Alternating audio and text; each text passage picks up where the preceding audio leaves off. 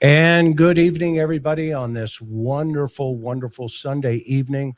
It's great to see you here on the interview room. If this is your first time here, my name is Chris McDonough, and we've had this channel here now for 4 years, going on 4 years, and we are really grateful to each and every one of you who subscribes to this channel and also how much you have supported us and share this around. We can't do this without you. And of course, our mods, Maui Girl, Mimi J2, Miss Sophia, Laura, and of course, Teresa M. We love you gals. You're amazing. But let me tell you something tonight. We only have one request, and that is you hit the subscribe button, hit that thumbs up, because we're going to bring some things to you tonight that nobody has brought to you in this tragedy from these 4 students. I've been doing a little digging, and I've said, and John smiles because he knows me, and just we're going to show you what time it is right now. Okay, coming this show. But as you can see, I have not only 2 great colleagues and friends above me up there, but I have 2 amazing authors. And if you have not had a chance to go get Dr. Brucato's book, The New Evil, okay, you are missing out. It is an amazing read. You need to get it on Amazon or the link below in there. And then, of course, Beach Blanket Bedlam is the second within a series that John has written. And he's actually written probably 9 or 10 books in various different genres. But this is his series about his career in law enforcement. He was a sergeant in homicide. He was a hostage negotiator. He in Southern California. We call it where the debris meets the sea. He's an amazing human being. And of course, Dr. Gary has over 119 years of the largest mass murder database in the United States and actually in the world. So if you've committed a mass murder, you're in his database. And so just give you a heads up, we've got 2 great guests. Okay. Gary Kohberger, Chris. Yes, it does now, doesn't it? It sure does. Although I believe he would have fallen into the 11.78% of mass murderers who go on to be serial killers. I am convinced of that is what would have come to, or was likely to have. But we'll see. Yeah, and we're going to talk about that crybaby later. But right now, because he's sitting over there wanting, and Gary, you've got a light coming in right behind you, so every time I'm trying to adjust the lighting. Exactly, that's what I'm doing. Yeah, no worries, because every time you lean back, right, it looks like I'm going into the tunnel. Yeah, you go into the abyss. Yeah. Okay, like a near-death experience. Yes, it's an NDE going on right in front. Okay. All right, so you guys, we've talked a little behind the scenes here for a moment. So what we're going to do is, first of all, we're going to follow the bouncing ball tonight.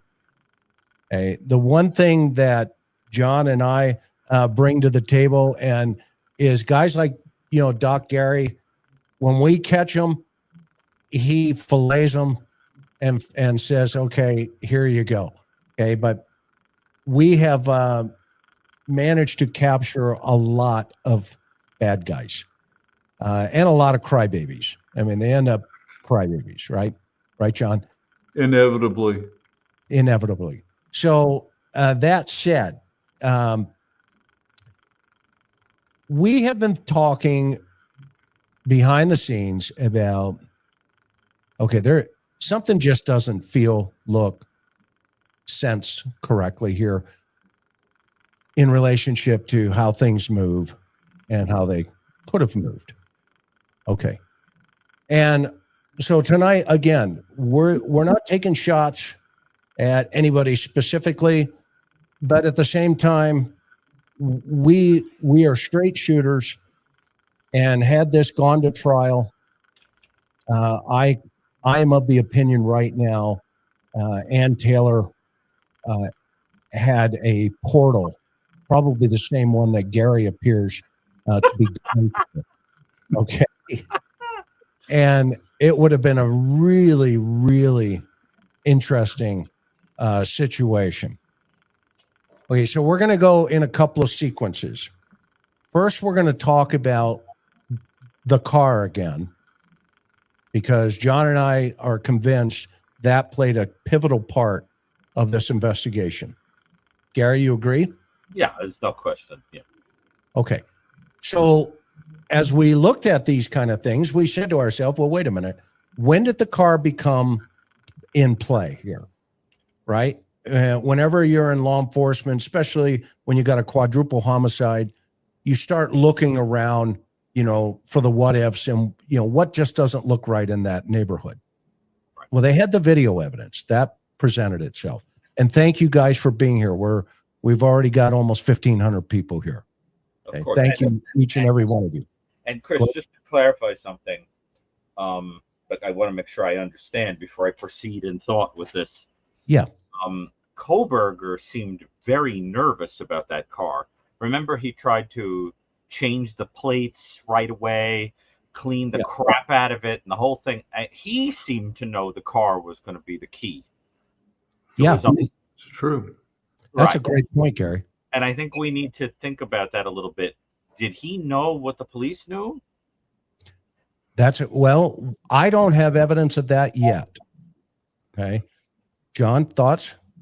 My thought is that, and we may never know this, but based on some of the commentary we're now hearing about what was being said about him at Washington State University, I would have to think that cops would have been aware of him. People talk, particularly he's in a criminal justice environment. It may have been that street officers from the university were aware of him, not necessarily aware of him as a killer, but they were certainly aware of him. I believe that he wasn't operating in a vacuum. That when the murder went down, I'll bet you dollars to donuts that somebody on the Washington State University campus said, "You know who probably could have done that? It could have been Bryan Kohberger," because he was already establishing a reputation for being a misogynist, for being confrontive, for just basically acting in a manner that was 2 clicks shy of unhinged. Yeah, and one professor predicted he would be a predator. Right. Well, that professor he could be on California Psychics, because that was a good prediction.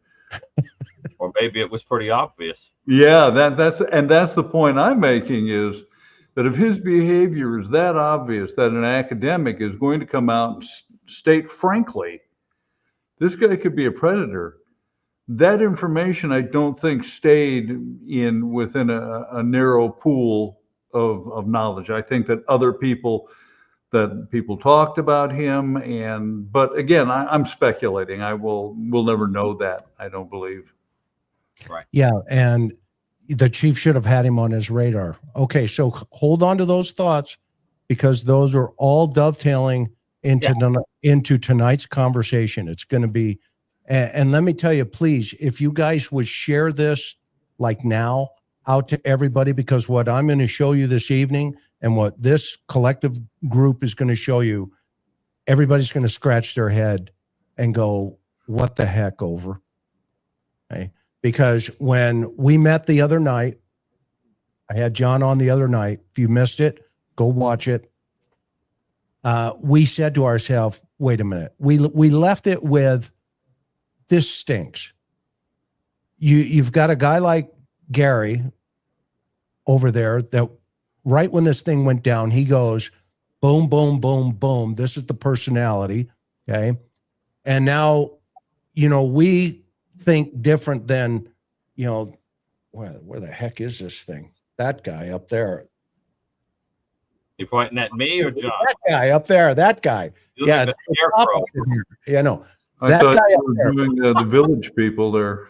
And we used to have, you know, we were lucky enough. We had, you know, like Park Dietz and those guys out in Southern California, so we could tap into, you know, Dr. Brucato's, you know, colleagues.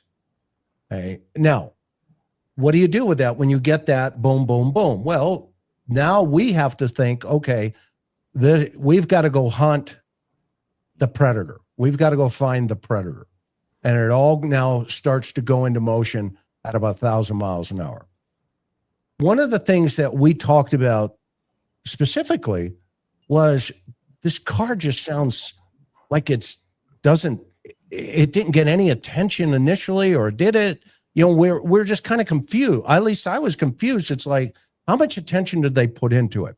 And as the more and more I read the reports, you could tell they were chasing a couple of things.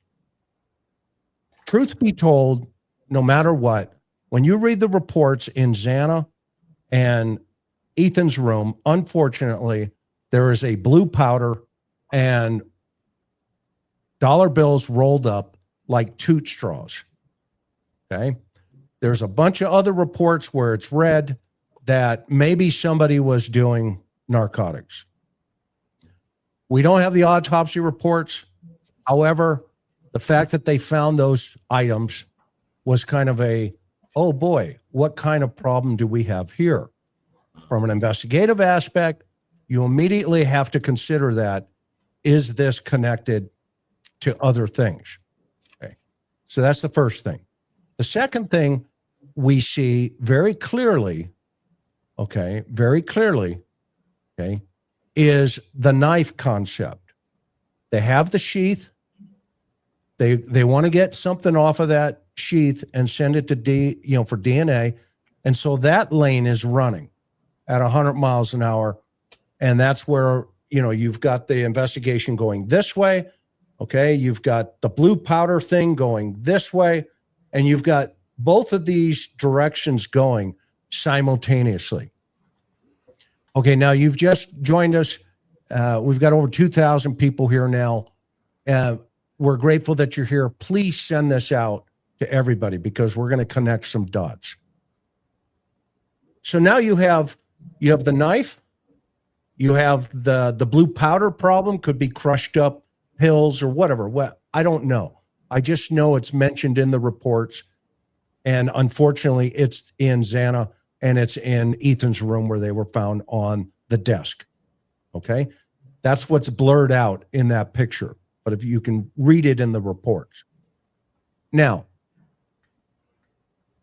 you enter the scene with this white car. Okay. They don't have the digital footprint yet because they're waiting for the Celebrite dumps. They're waiting for the cell tower dumps. They're waiting for all of the stuff that the FBI and the CAS team and everybody's going to provide them. Okay. That stuff hasn't come in yet. They're fast forward. But they have this white car. Okay. Because they're looking at these videos. Okay. They're looking at these videos. Now, one of the things John and I talked about, and by the way, here's the car. This is Bryan Kohberger's car. It was recovered in Pennsylvania and it was processed. Here it is. And we'll get to this in a little while. Okay. Here's the inside. They threw powder all over it. Red wop is what we used to call it, which is, you guys do the math. They took the seats out. They did alternate light source, et cetera, et cetera. Okay. So that car is pivotal in this investigation. So much so, I want to remind everybody, we're going to go back to the affidavit. On November 25th, these officers at Washington State University go out, and after being given a BOL, be on the lookout, and on the 29th, 4 days later, allegedly, we were in the affidavit, told that these officers find a car at 12:28 a.m., Washington State University. Officer Tiango, he queries a white Elantra registered at WSU. Well, okay, that's not the only guy that did it. The records manager at Washington State University also queried registered Elantras for 2022 on the campus. There were two. Only two. Okay? But this is a law enforcement situation. And so they're not chasing those two yet. But this night, they go out and they chase the car. And they get down to 30 minutes later, the second guy shows up and he actually gets the address and he's shown that, hey, this guy also has a driver's license and it's one guy named Bryan Kohberger. And guess what? He thinks that this guy matches the description of the suspect. Okay. So you have two officers, and we hit this the other night. Go watch it in depth. But you have two officers doing their job. Due diligence. They find the car. They get an address. They know a name. He matches the description. Well, from there, it seemed like it just fell off the earth. And we later hear the chief of police, Jenkins, say, oh, yeah, we forgot to send that over on the tip line. But it was important enough, and John and I talked about this, it was important enough for the case agent to kind of put it back into the affidavit in front and say, well, that when we got the car in Pennsylvania, this is the reason why we got the car. Am I missing something, John, so far? No, and the other thing we mentioned 2 nights ago was, and look, I don't want a Monday morning quarterback, but I've been case agents on murders, and I have been called out in the middle of the night to come talk to maybe just a potential witness. But you've got cops who've done a great job at Washington State University. They've identified a potential suspect vehicle. I can tell you that back when I was working as a homicide detective, I would have been out of bed and over there, and I'd been knocking on a door.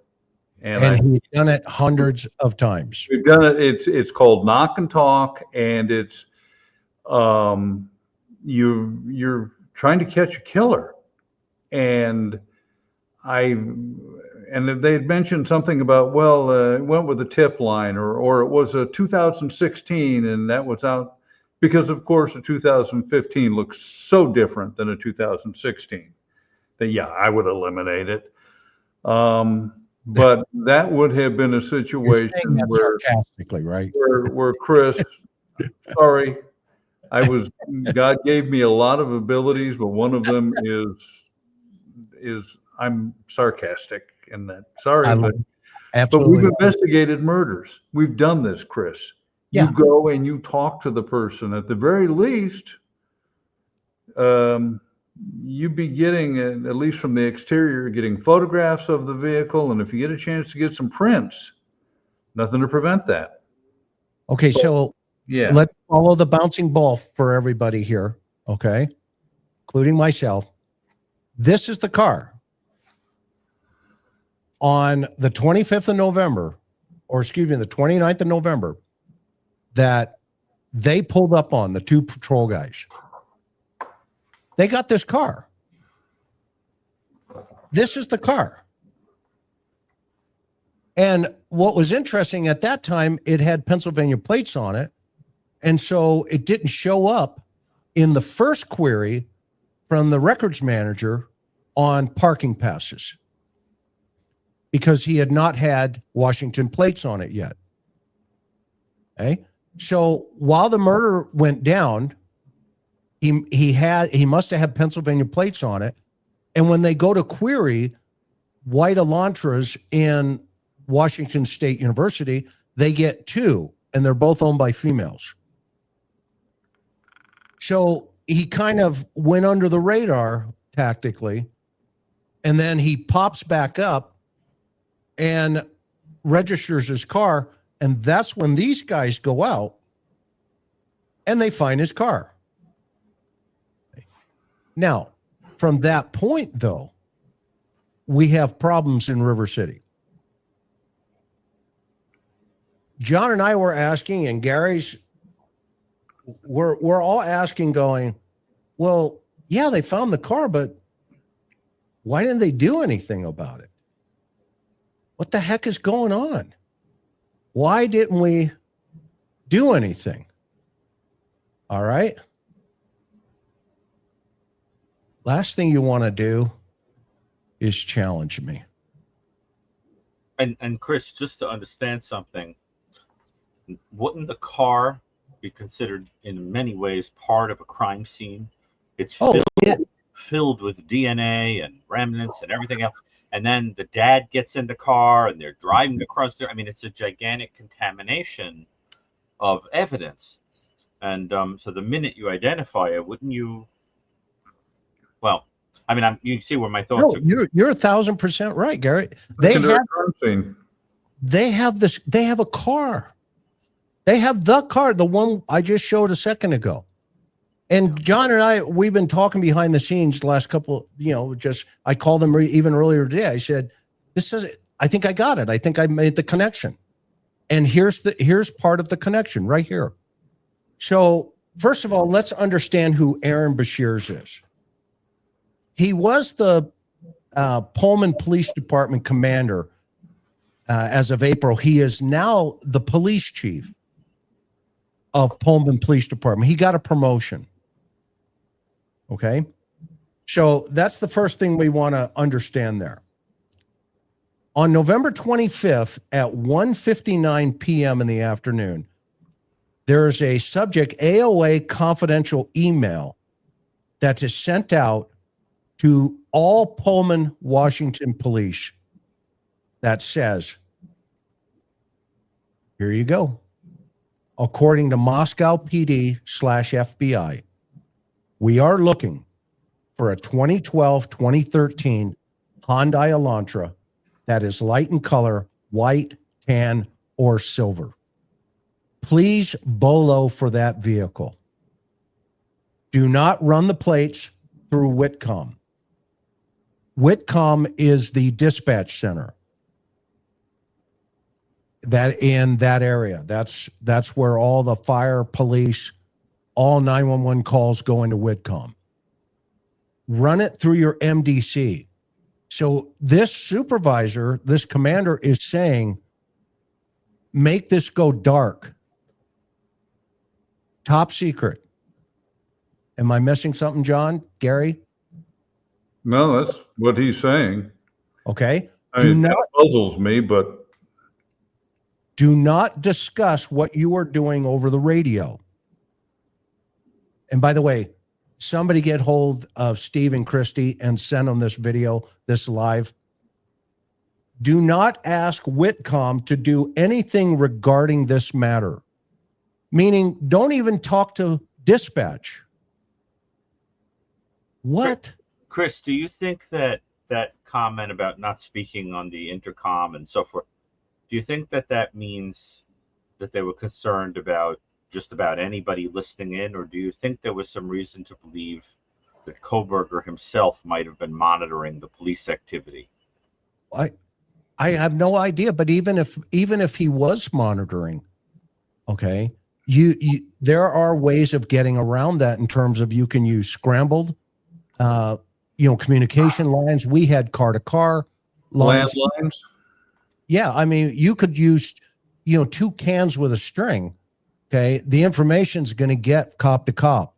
It's going to flow whether or not the bad guy. We always knew they were listening. I mean, back in our day, that we didn't have Broadcastify. They actually had scanners, and none of our channels were scrambled. None of them. And we would get on the air and probably say, hey, give me a 1021. And if we wanted it to go that direction, we'd have dispatch, patch in multiple guys on a phone call. But back then, of course, we're using the brick. Okay. And then as we emerged, we had cell phones, but we would have dispatch as the center of that piece because we knew everything would be recorded. Number one, it had to be recorded because I'm going to show you why, if it wasn't, what would have happened. Okay. So it gets better. Do not ask Whitcomb to do anything regarding this matter. So he doesn't even want dispatch involved. Keep track of what you find. Sergeant Engel has been assigned as the Pullman liaison with Moscow PD. Who's Sergeant Engel? Is a Pullman Police Department sergeant and the college liaison with WSU. Okay? Do not discuss or disseminate this information with anyone outside of this building. So they're looking for a white Hyundai, and it's a certain subset of investigators or people that are getting this data.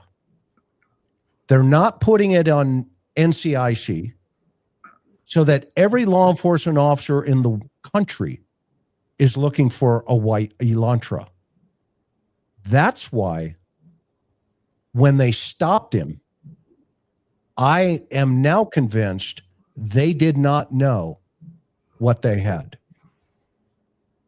Because had they known, and now we have evidence that they didn't tell anybody, those officers actually, they put those officers' lives in danger. And John, you made a comment about that a little while ago. I just simply observed that they were extraordinarily lucky that Bryan Kohberger decided that A, he wasn't armed with like a carbine or an automatic weapon, and B, that he decided he was going to go out in a big way and take some cops with him. They're very lucky that because you're keeping information on a quadruple murder suspect and keeping it quiet. And I don't know whether it was they were concerned about media leaks, and we can only speculate on that. But this information needed to be notified. Heck, the vehicle could have been stopped in Nebraska, but the fact of the matter is that by not sharing the information on this killer, it's just fortunate that he decided not to go out like Cody Jarrett in White Heat. And that's an old movie, and look it up. World, Ma. Yeah, top of the world, Ma. Exactly. Okay, it gets better. It gets better. And John knows, and Gary knows when I say that. Right. Well, can I just take back on something that John said? The other thing is, we've all said that we thought he had the makings of a serial killer, but there was no way to know that he wasn't actually on a spree, that he wasn't going to go somewhere else very quickly and kill somebody else. And there's also the risk of it turning into a multi-state matter because he's driving across the country. And,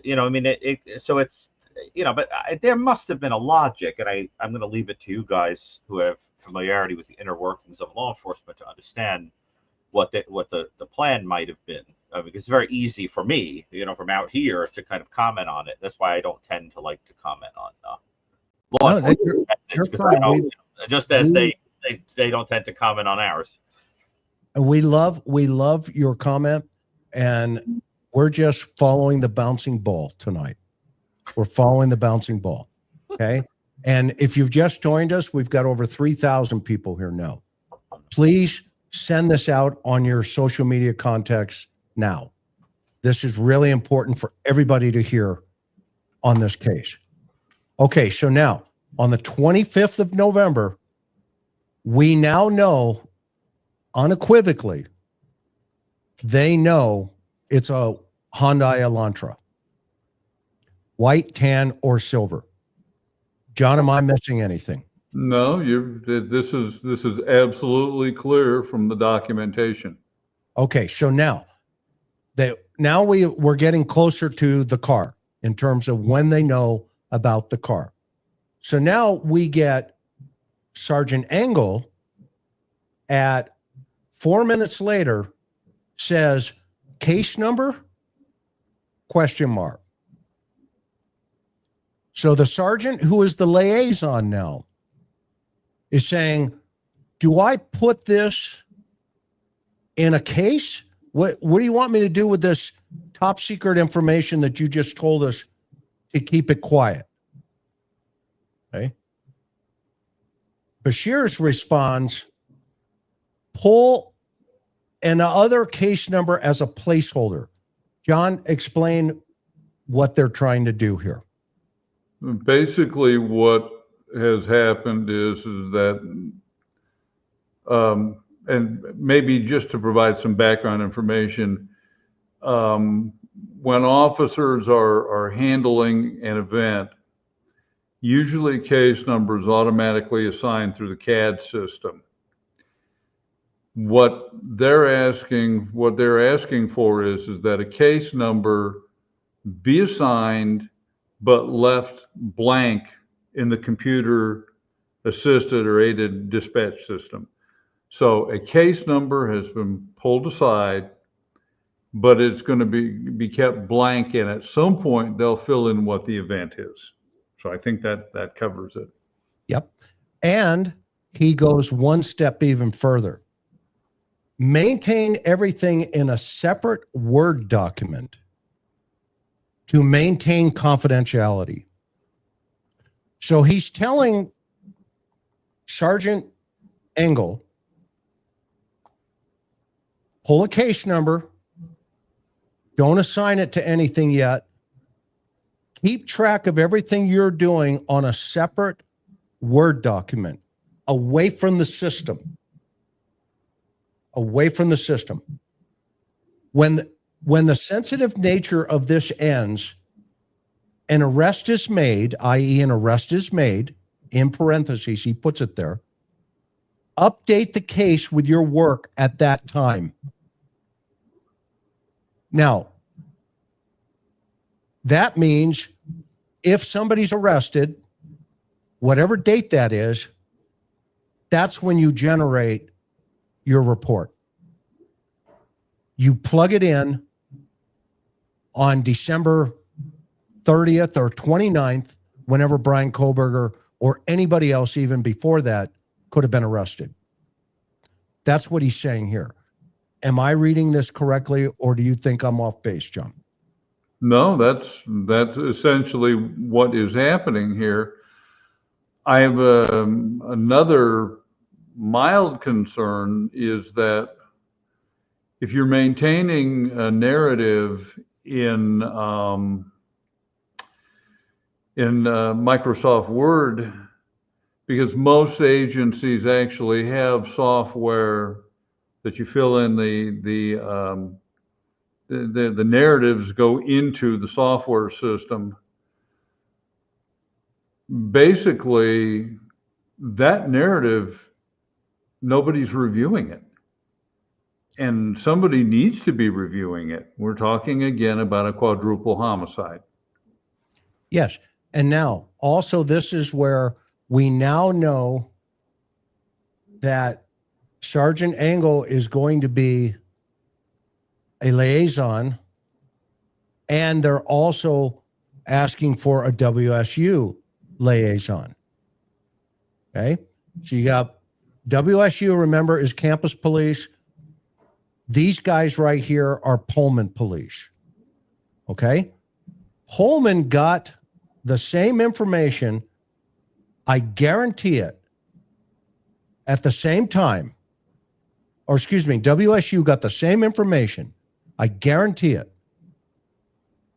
at 1:59 p.m. Because now he also says They want you to attend, meaning they, like more than one, want you to attend a briefing at 1730 rather than 1600. They will be asking for a WSU liaison as well. So they're asking for 2 officers one from each agency to attend this briefing at 5:30 in the afternoon that day of the 25th. Okay? The same day that they're saying that this commander's saying, hey, I just talked to Moscow. They got a car. Here it is. Here's the color. Okay? Now it gets better. Put your belts on. So Sergeant Engel sends information, AOA confidential, at 10:18 p.m. after attending the briefing. He's back at the department. He's now back. All, as Commander Bashir said, do not share information about the suspect vehicle or suspect, or even that there is a suspect, with anyone outside the department, including officers, deputies from other agencies. Avoid making any reference to the suspect or suspect vehicle over the radio. So this guy goes now to a briefing at 5:30. He comes back from that briefing talking about a suspect. And he's telling everybody in the department, do not breathe a word about this. Not even to outside agencies.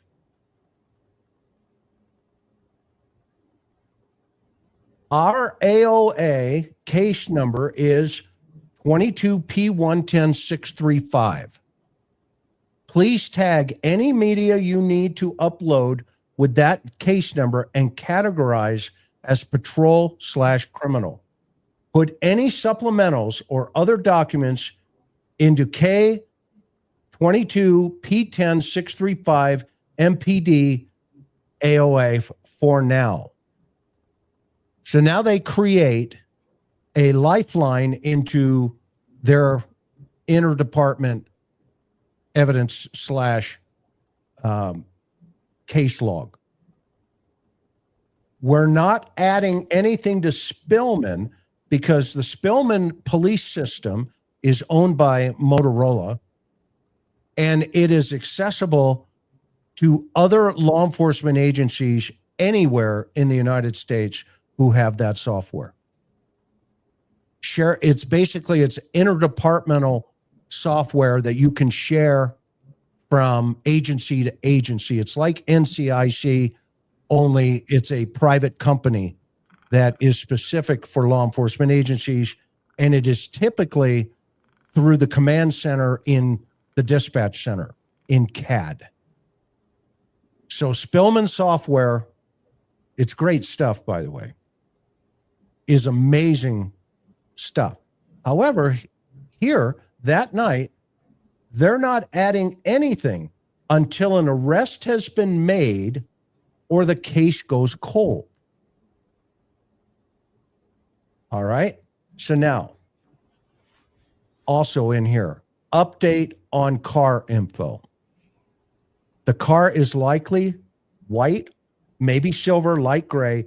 The only other possible color is light bronze, but that is highly unlikely. Please add cars you find to Love's spreadsheet. All right, John, what jumps out at you about a spreadsheet now? Well, you establish a spreadsheet because you've got multiple data points, which tells me that there is more than a single item of information they're working with, that they've got enough contacts or potential leads that they actually need a spreadsheet to manage them. Okay. And in this situation, they start looking for like local, which we would have called 5150s in the areas. Okay. And they come up with a couple of names. This is one of them. I'm not going to harp on this guy because he doesn't deserve it. So I'm going to go past it real fast. He's in the report. And so they basically, the coppers, and this is how it usually goes. Okay, who could fit this 5150 problem here? Right? Willie Waller, you know, the list goes on, right, John? Right? Yeah. You know, Willie's still probably walking the street. Okay. He's your local. Yeah, he's your local homeless guy. Gary sees him every night in Manhattan, you know, walking the streets. You know, they're just, the cops just know them. Okay. Well, they started looking at him saying, hey, could he sleeps in his car, you know, he could fit, you know, et cetera, et cetera. But then they start realizing, no, it doesn't even come close, not even close. Okay. And so now they say, if a citizen has a potentially viable tip, please gather their info, the tip summary, and direct that information to me. Non-viable tips can go straight to the FBI, which was the FBI website, and that tip line that Jenkins had said, yeah, we forgot to send the car to the tip line. Okay. Not buying it. Digital files up to 5G can be uploaded to the FBI website. So if citizens want to give information, okay, what Sergeant Engel has direction for here is don't bog down the investigation. Send it to the feds in that tip line through the FBI.gov. By the way, the page is since evaporated, obviously. Okay. So now we get this one. Saint Andre, love Saint Andre, Officer Saint Andre. Hey, November 25th at 3:56 in the afternoon, while Engel's getting ready to go over to the briefing at 17:30. So an hour and a half later, but an hour before he goes, hey, I created a simple basic Excel spreadsheet to document vehicles we find, to make it easier to document vehicles we find, to make it easier on Sergeant Engel. I have also created a folder that can be turned onto the K drive right here, and it gives the link. So he's now created a separate spreadsheet from the system, and if something else comes up, we can always connect it back to the K drive on the department. But if something goes sideways, what were they going to do with that? What if it was the chancellor at WSU, or somebody sitting in the meeting with Scott Green at University of Idaho? He's the guy.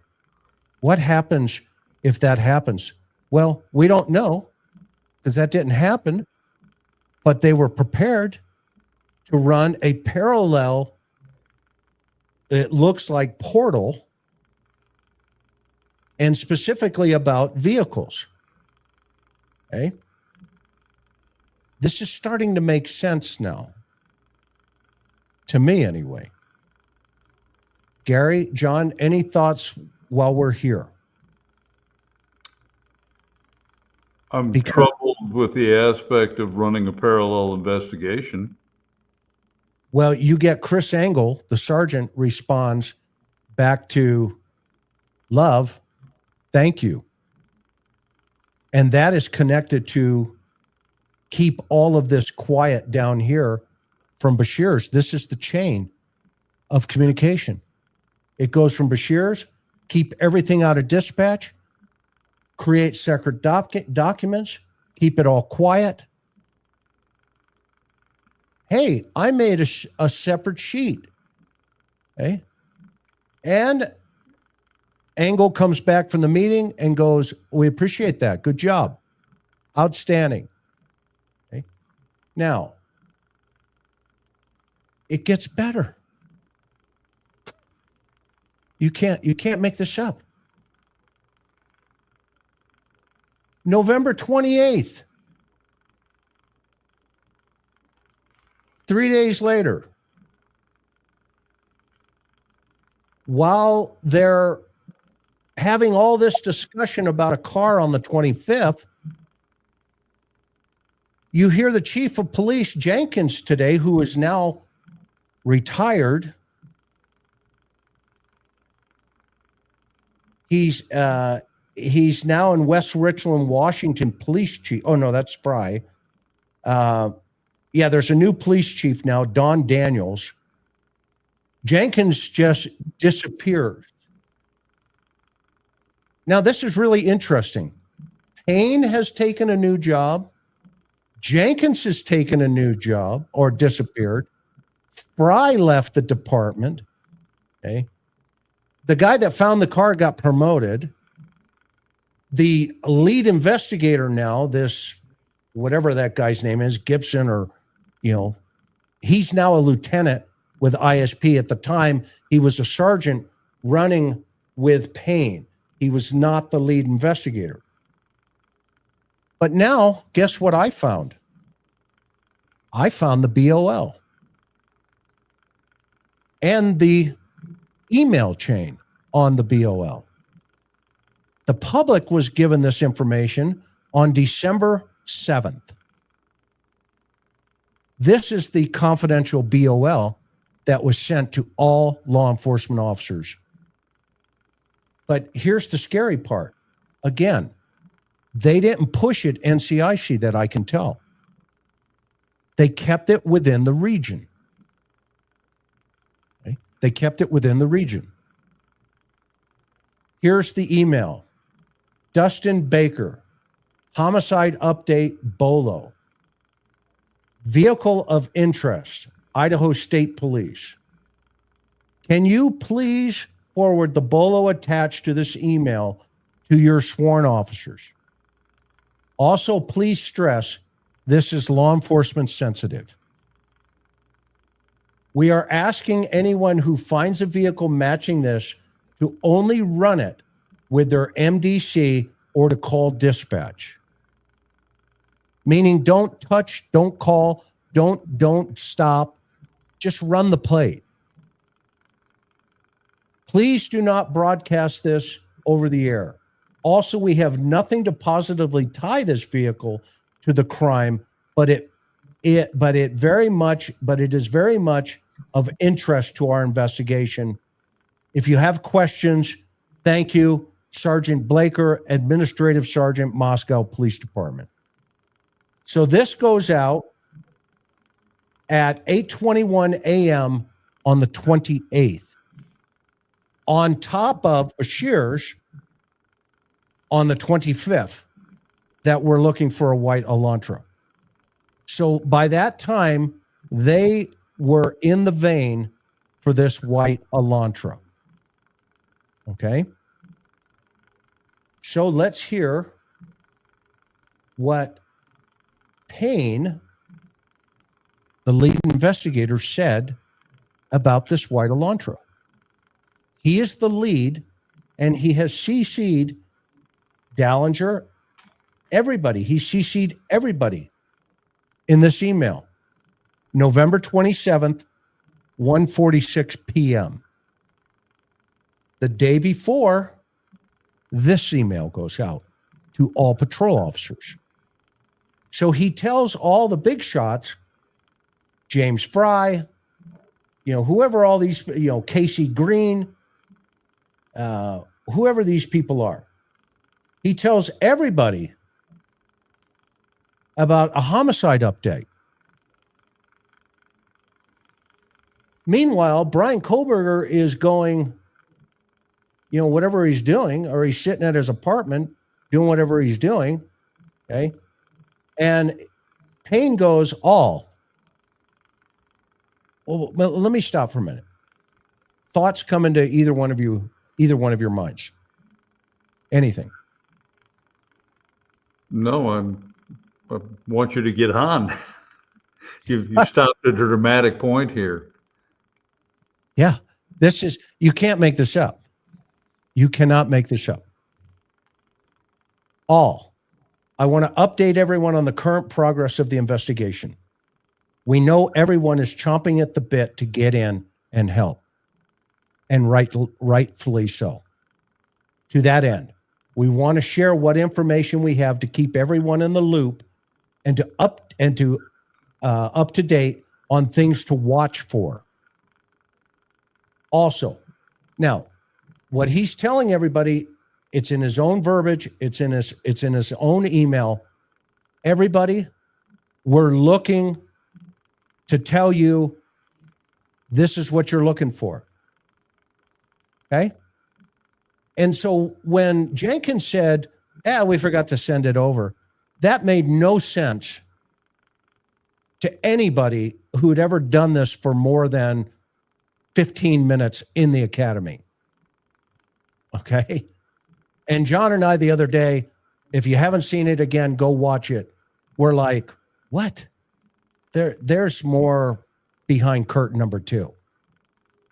And I found it. Okay? This is why John and I solved every case we ever worked on. No, this is the reason. One of them. Okay. Gary, are you with me here, brother? I'm following. Okay. What what to watch for? Also, we are always open to new ideas, i.e., we're not really sure what we're doing just yet, but keep the ideas coming. This is big. Okay.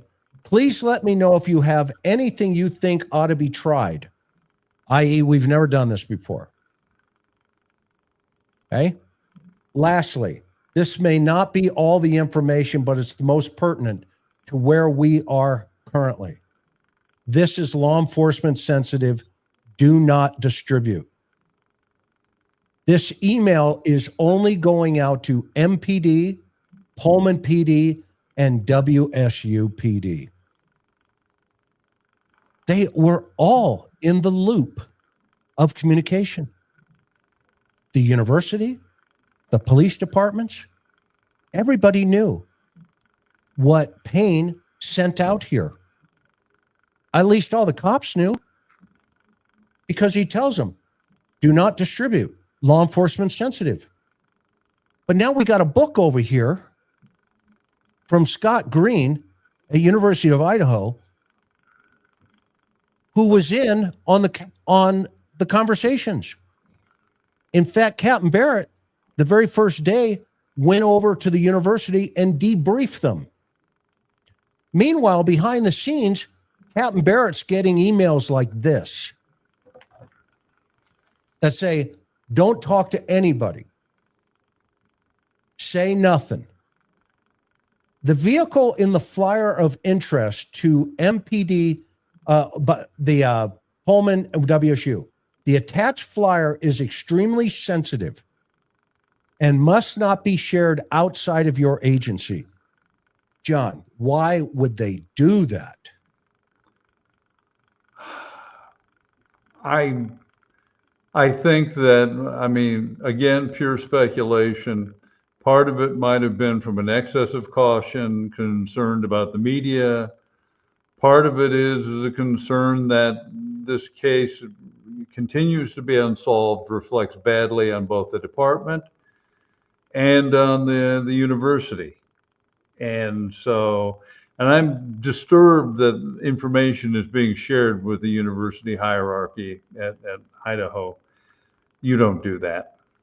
Well, it just so happens I found emails from the attorney going up. You're not going to believe this. They're all blacked out and redacted. Attorney-client privilege. Go figure. Go figure. What is the conversation going on there? I don't know. But I find it suspicious. So he goes on to say, this is sensitive and must not be shared outside of your agency, i.e., let's go ahead and put those two coppers at risk who stopped Bryan Kohberger on the freeway.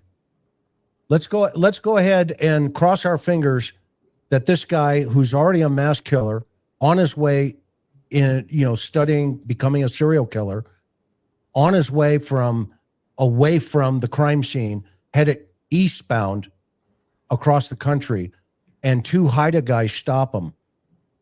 High impact drug trafficking. That's a Haida corridor. Two Haida guys stop him because he's got out of state plates. But meanwhile, they're looking at this guy and going, hey, we got a copy of the car. Don't tell anybody but just our circle of friends. Okay. That is like so dangerous. And I'm so grateful that none of these other officers got hurt. The vehicle in this flyer of interest is the MPD investigations. However, you must understand, you are ordered not to stop, detain, or contact the driver unless it's a life or death emergency. John, have you ever heard of that in your 40-something years in this game?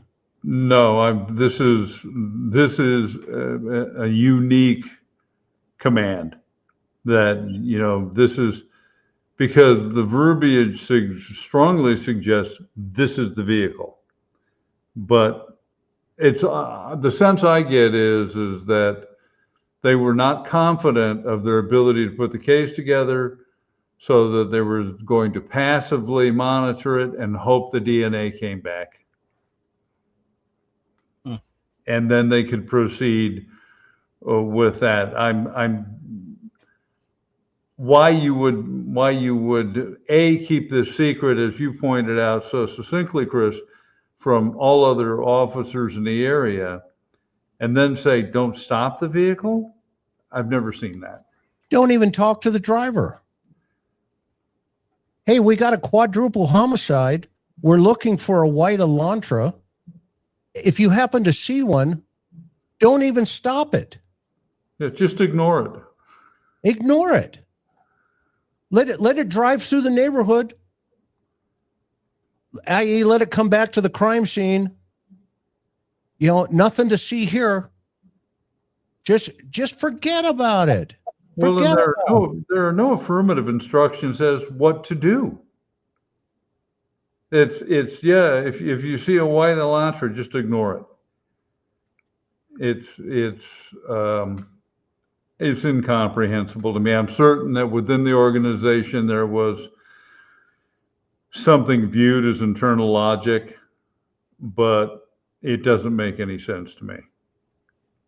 Gary? I can't help but, as I was alluding to earlier, I can't help but wonder if there was concern that Kohberger himself would catch wind, because this is somebody who is exactly the type that would have found a way to monitor what law enforcement were doing, or the search for him, or what was going on the radio, or whatever, because that was his whole bag.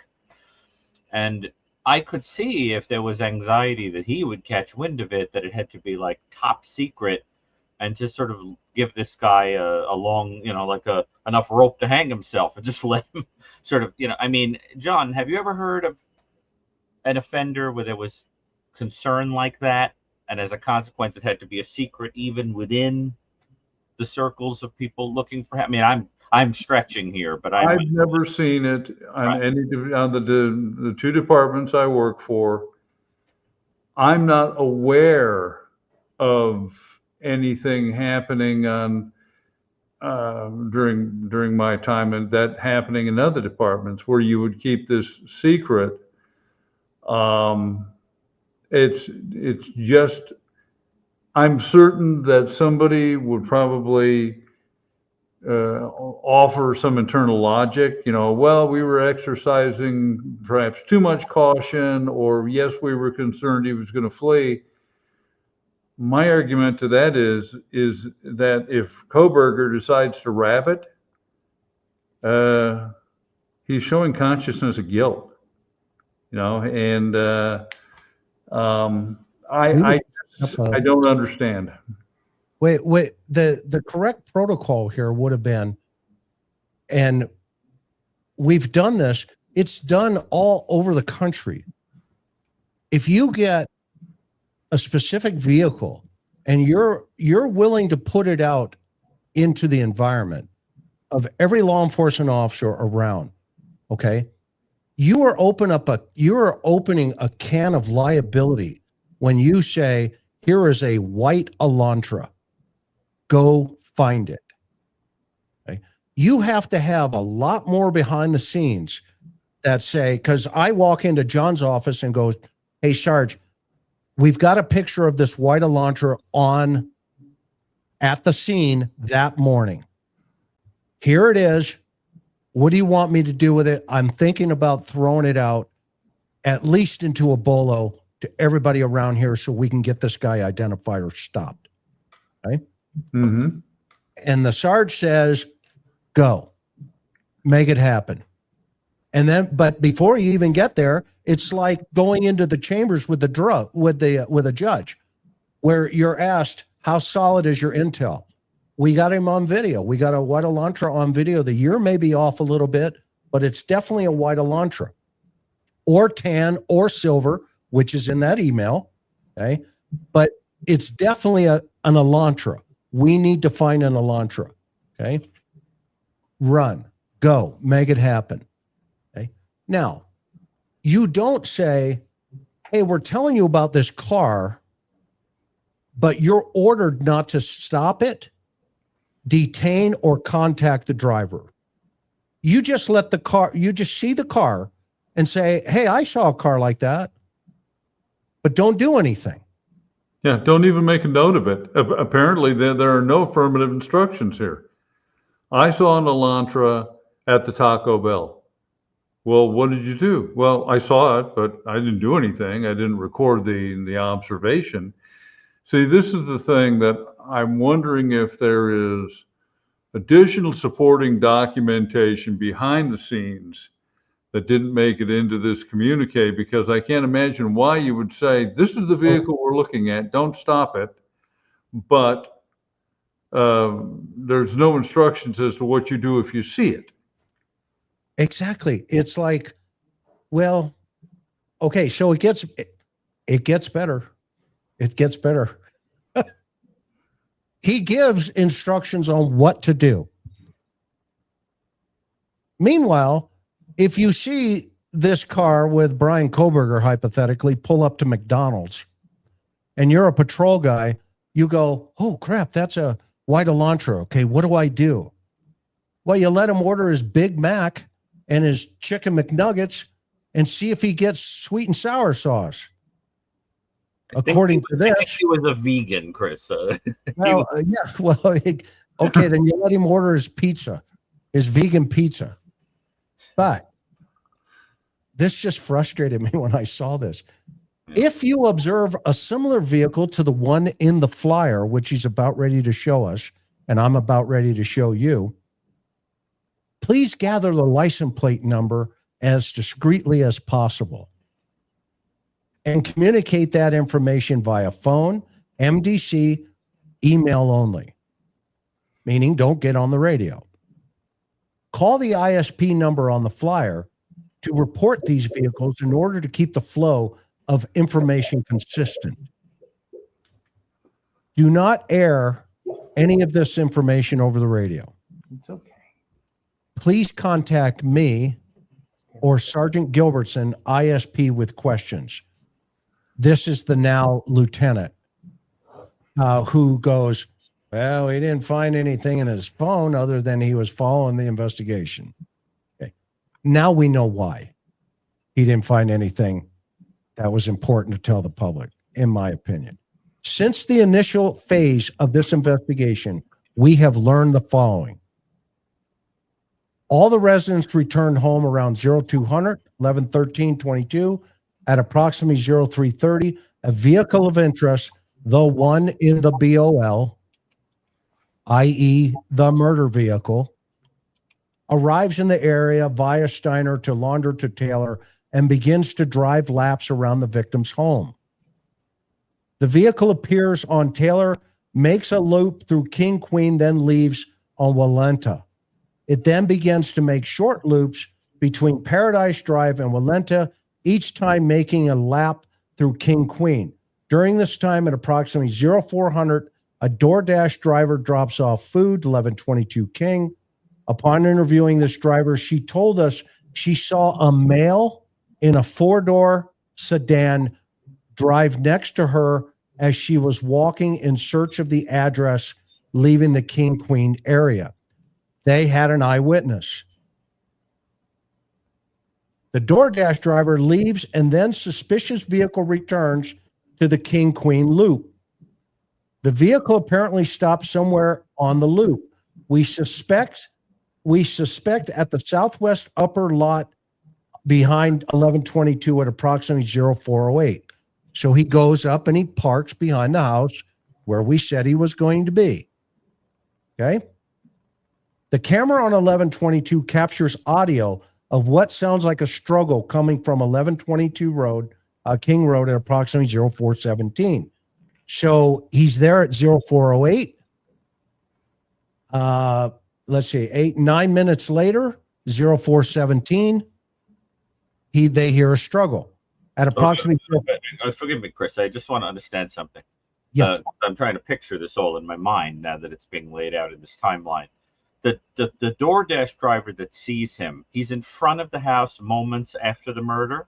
She doesn't say it's him. She sees a male in a sedan. In a sedan.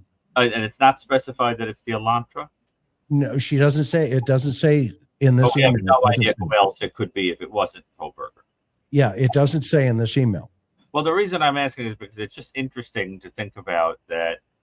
What we would then, if it were a Kohberger, what we'd have to picture is that despite the fact that a witness that he kept alive saw him in the mask, that just a second later he would have gone out and taken it off and gotten into the car with no mask on and allowed himself to be seen by this is before the murders go down. This is before the murders. Right, before the murder goes down. I see. I had the timeline confused. So you're saying that before the murders, he allows himself to be glimpsed and may not know it? Or it could have been somebody else. It could have been the Uber driver.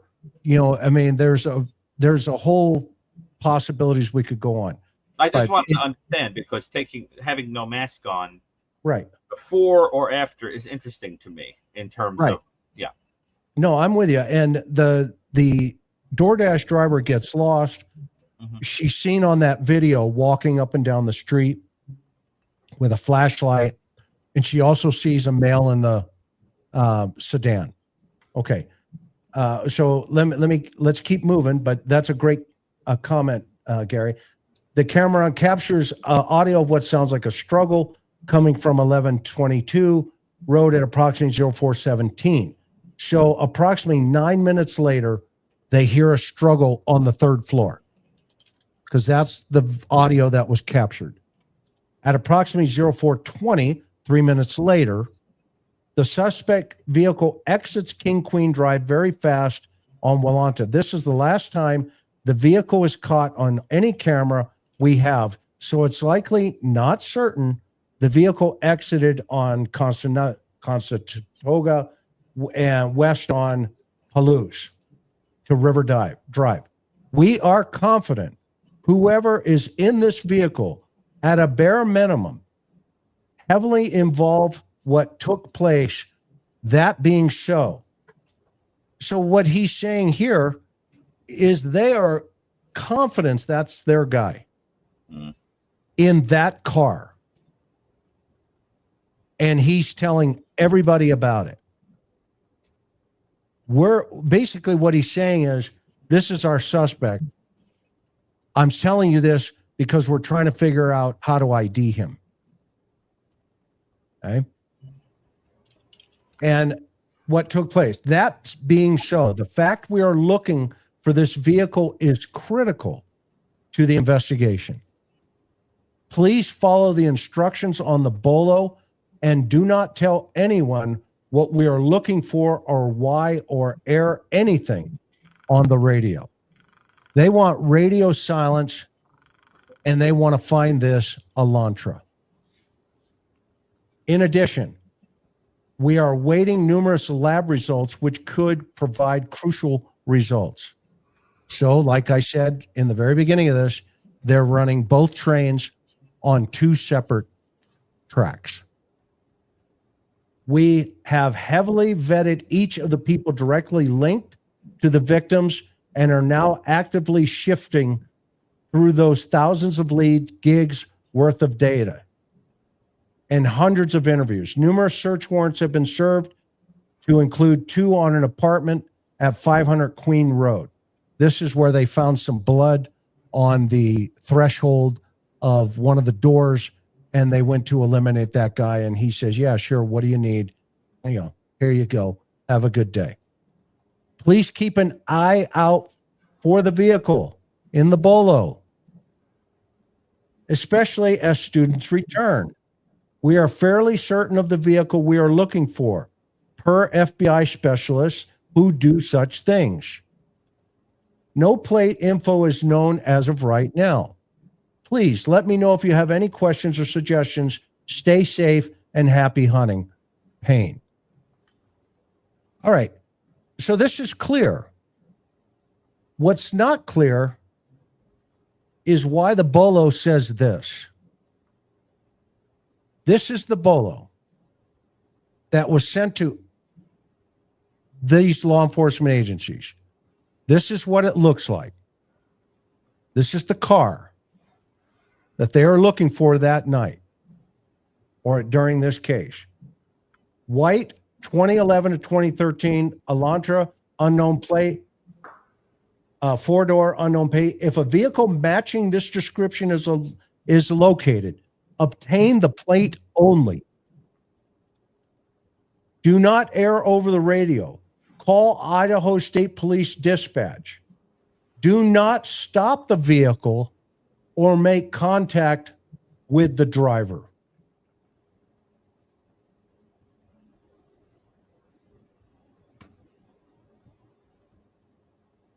You mean to tell me in this line,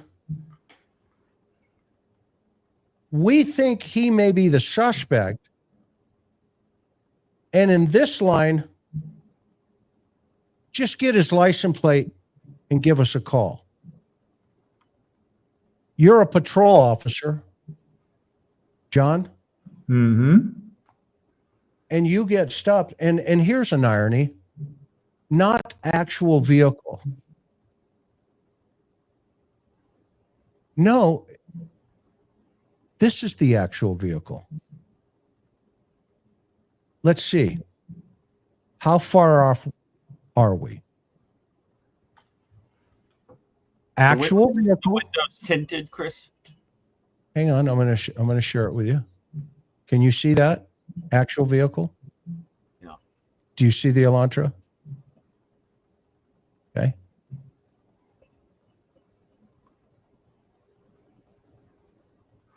And from one year to the next, they're virtually indistinguishable.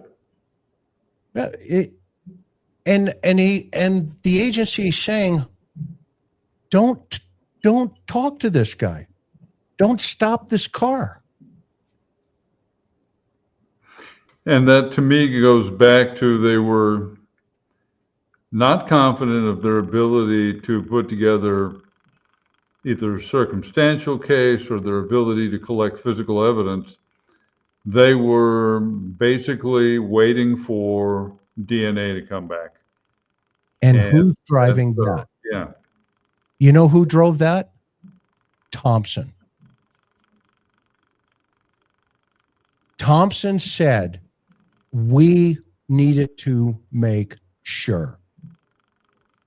Guess what, Thompson?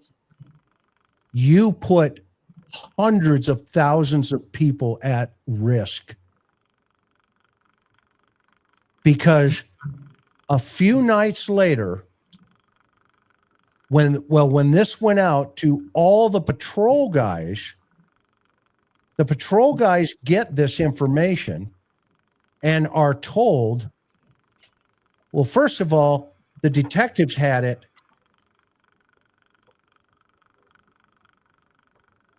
on the 25th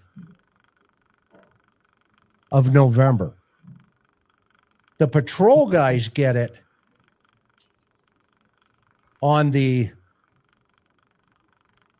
27th. 2 days later, the patrol guys get this BOLO. And then the public gets it on the 7th of December. Wow.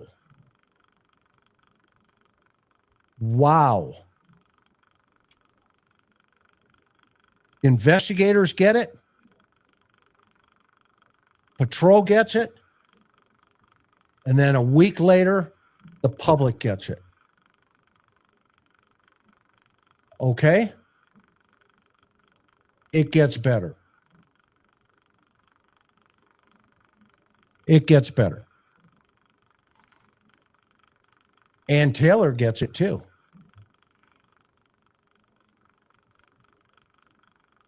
Ann Taylor wanted everything I just showed. The defense got it. They connected the dots going, wait a minute, they could have had my guy earlier. We can create a theme around that. It's not my guy. They weren't even looking for him. In fact, Ann Taylor right here, look at 346 there. This is an email from Corporal Payne.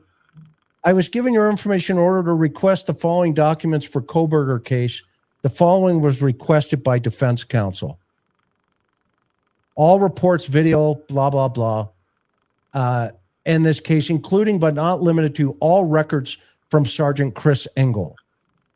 You mean the Word document, Ann? That one? Copy of Love's spreadsheet as referenced in Sergeant Engel's email to Pullman PD officers.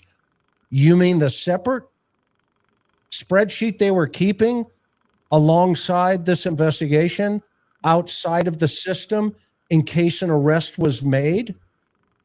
I.e., could it be Bryan Kohberger that the administration knew could have been a predator, according to the professors? Is that even, can we even think like that? I don't know. Apparently, they were thinking like that. And now it makes sense why on the 29th at 12:28 a.m., the patrol guys actually found the car in less than 30 minutes. Just think if they would have let them do it.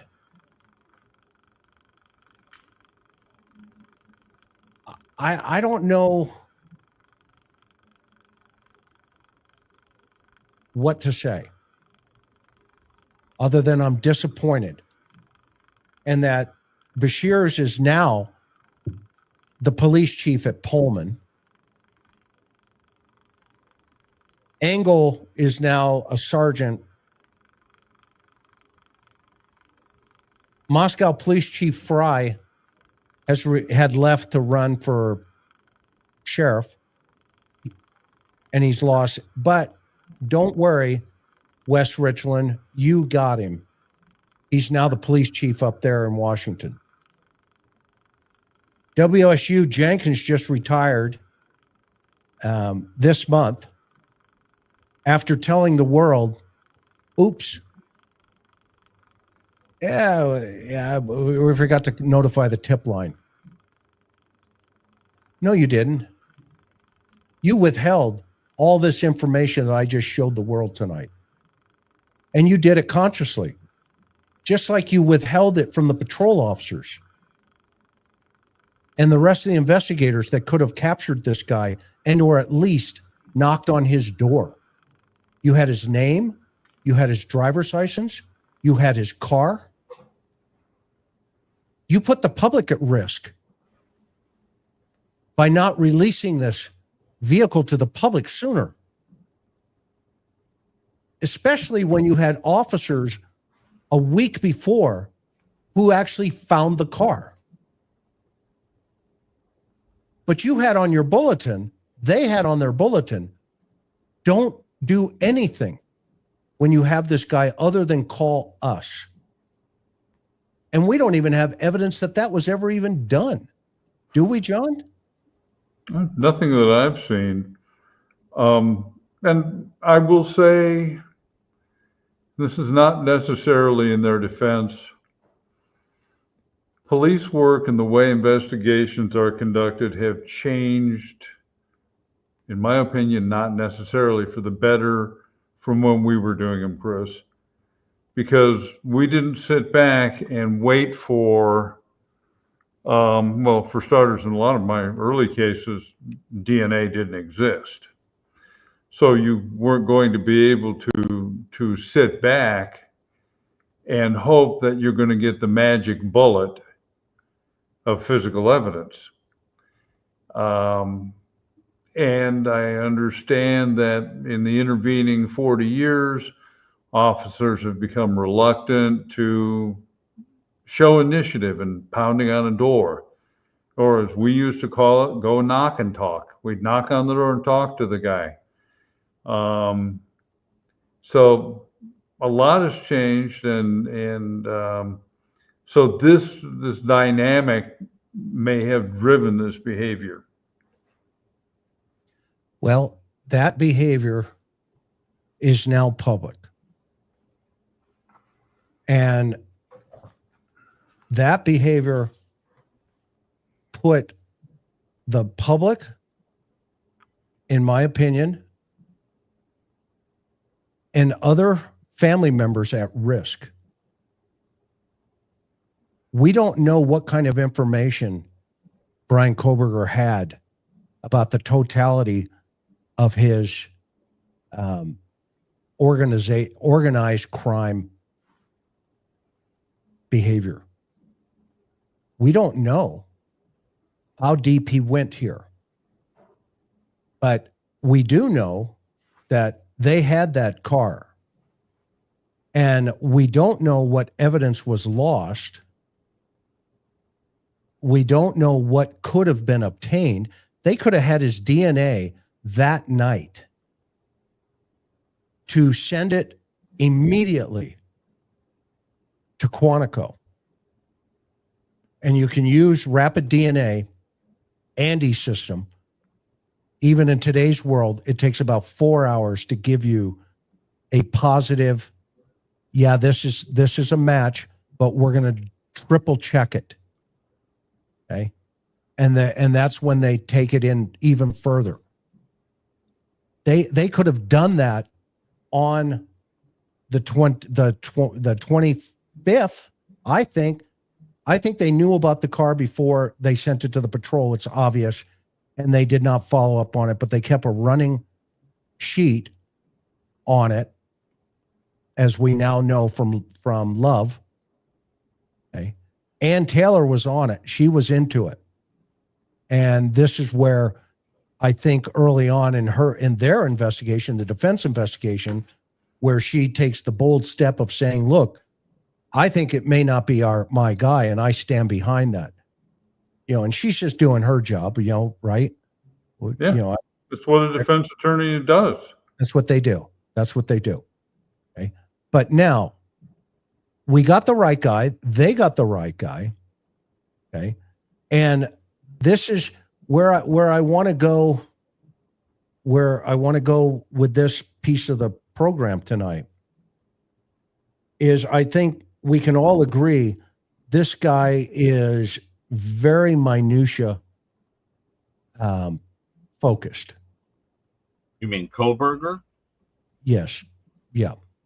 There's no question. And Chris, do you think, and you know, again, I know nothing of the inner workings of this investigation. I don't, you know, I'm not in law enforcement, so you tell me.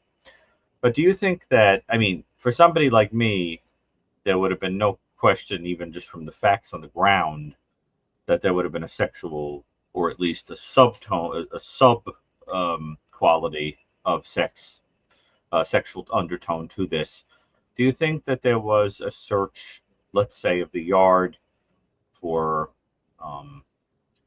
snapped twigs where a voyeur might have sat and watched, trying to figure out the vantage point from which somebody would look into the house and collect intel, or signs of somebody might have masturbated, things like that? Do you think there was, because the fact is, it's so typical of this kind of crime that if somebody like me or you or Greg or Ann or whatever had been asked about it, it would have been something we would have said, it's just a matter of going and looking for it.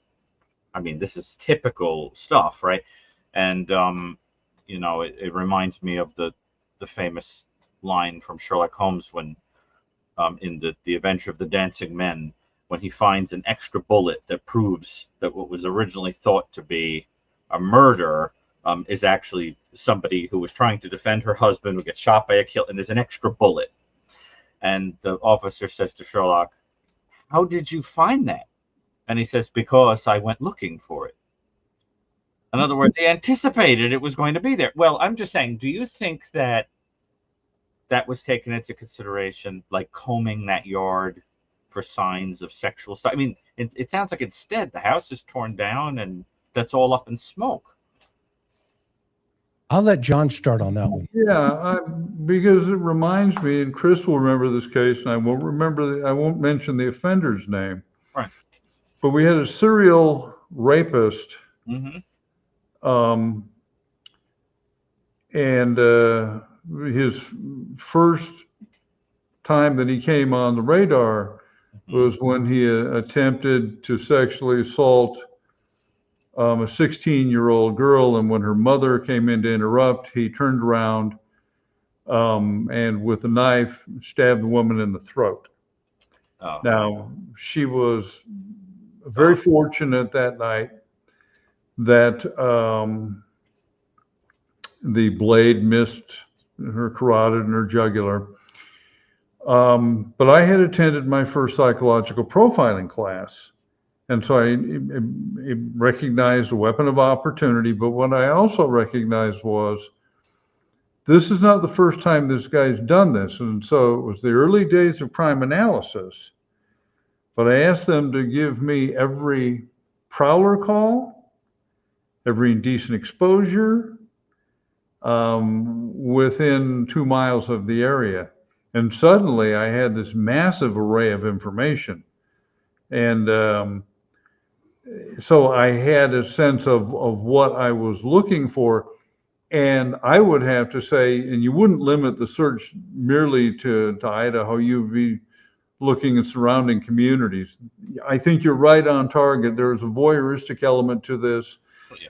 And I would wonder, you mentioned the parking lot. Is the parking lot on the same physical level? Was it, did it provide actually a view of the third floor? Yes, it was right into Maddie's parking lot. Right into Maddie's room. Then, yeah, it's a no-brainer. Yeah, it's, and I would be, and at this point he's in custody, but I would be fascinated to find out just how many other incidents of indecent exposure that involved a white car, because he didn't get to this place like he woke up one morning and said, you know what, I'm gonna sexually driven, I'm gonna go murder 4 people. Actually, Ron, yeah, we've done that. But we would have done it in about a week and a half. Well, you know, it was The moment this car popped up over at WSU, we would have done it that night. yeah. Yeah, and we've done it. I can Remember, tell you, we were doing this, Chris. I We worked were over doing this 300 murders. I had a 90% solvability rate. It doesn't Yeah. matter what police force did it or didn't do it. Did they follow the right procedures? That's what I'm critiquing here. And guess what? They didn't. They go around telling the world today, even today, there was no working theory. Everybody heard it on national news. No working theory. Okay, Are you kidding me? that's what they said. They said there was no stalking. So let's go back to their own, to that person that just probably lives in Moscow. You guys got to accept reality, will you? Just grasp it for a moment, okay? Just grasp it just for a second, okay? Because in this particular piece of information that I just showed here a minute ago, they say we are confident whoever is in this vehicle at a bare minimum is heavily involved in what took place. That is a working theory. They are confident that the guy driving that car is their suspect. How do you go and tell the world and CNN and the rest of the professional journalists and documentaries, how do you tell the world post-homicide that, to your comment, we did it just right? Really? No, I'm not buying it. I'm not buying it. Because now, guess what's happening in the world today? What's happening in the world today is the suspect that you did just right is now controlling the narrative. You know what just does right actually means? It means knowing how to sit across from a guy and suck his brain out and tell you why he just slaughtered 4 college students. That's doing it just right. Not waiting, okay, to talk about baseball and, all this other stuff. And then he goes, you know what? Oh, you want to talk about that? Yeah. I'm probably going to need a lawyer. Okay. That's not doing it right. And if you think it is, then that's probably why you live there. Don't come in to my channel and try to play like, you have more knowledge, because you don't. You're a troll. Okay? Because I care about those 4 kids. I care about the families left over. And I'm not going to play a charade or a cover game of things we could have, should have, would have. This is basic 101. When you have your lead investigator telling police officers, no matter what,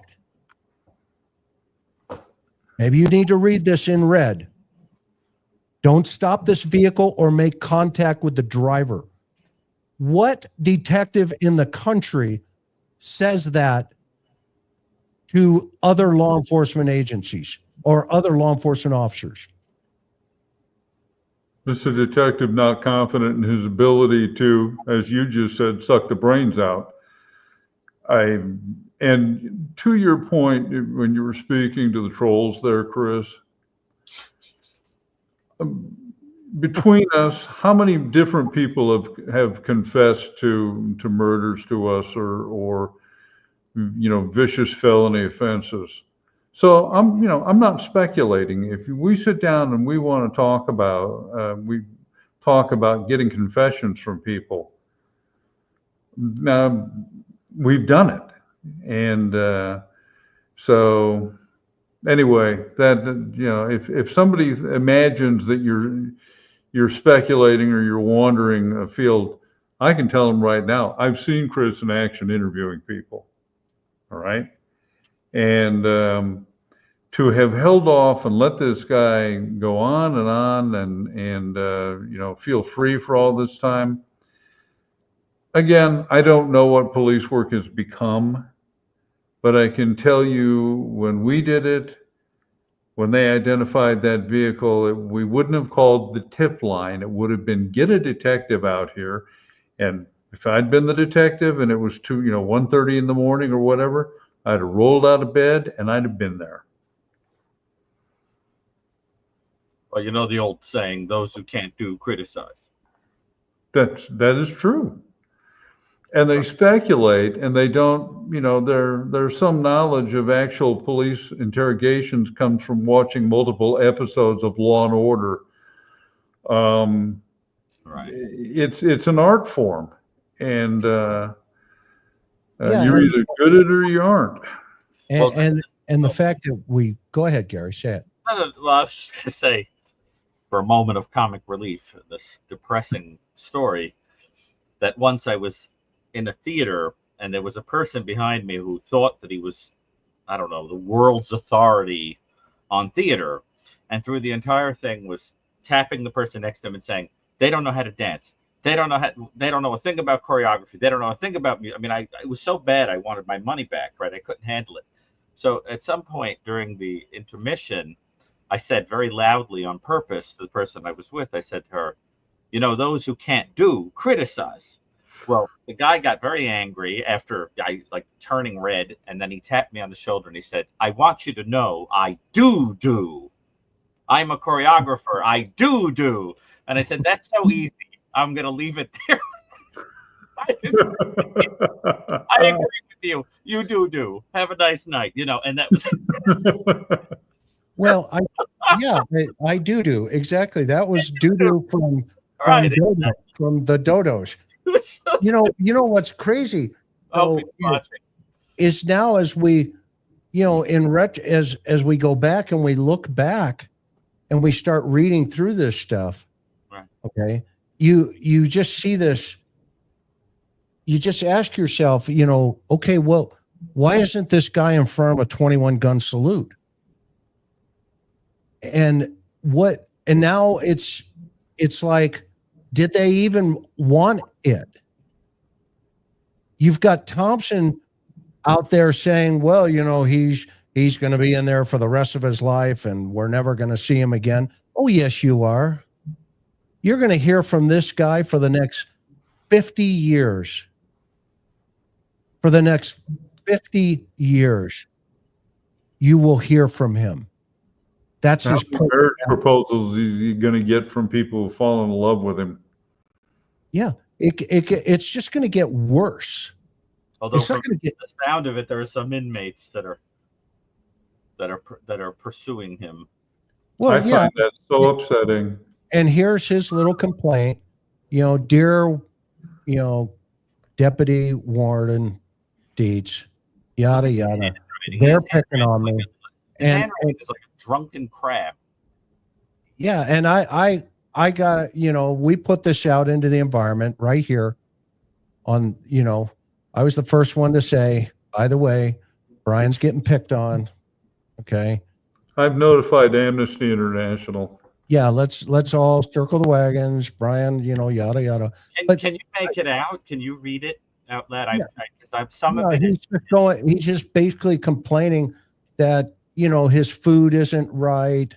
They're saying, nasty things to him, through the vents, and I said it on national TV that, look, they're torturing him through the vents, for lack of a better term, psychologically torturing him through the vents.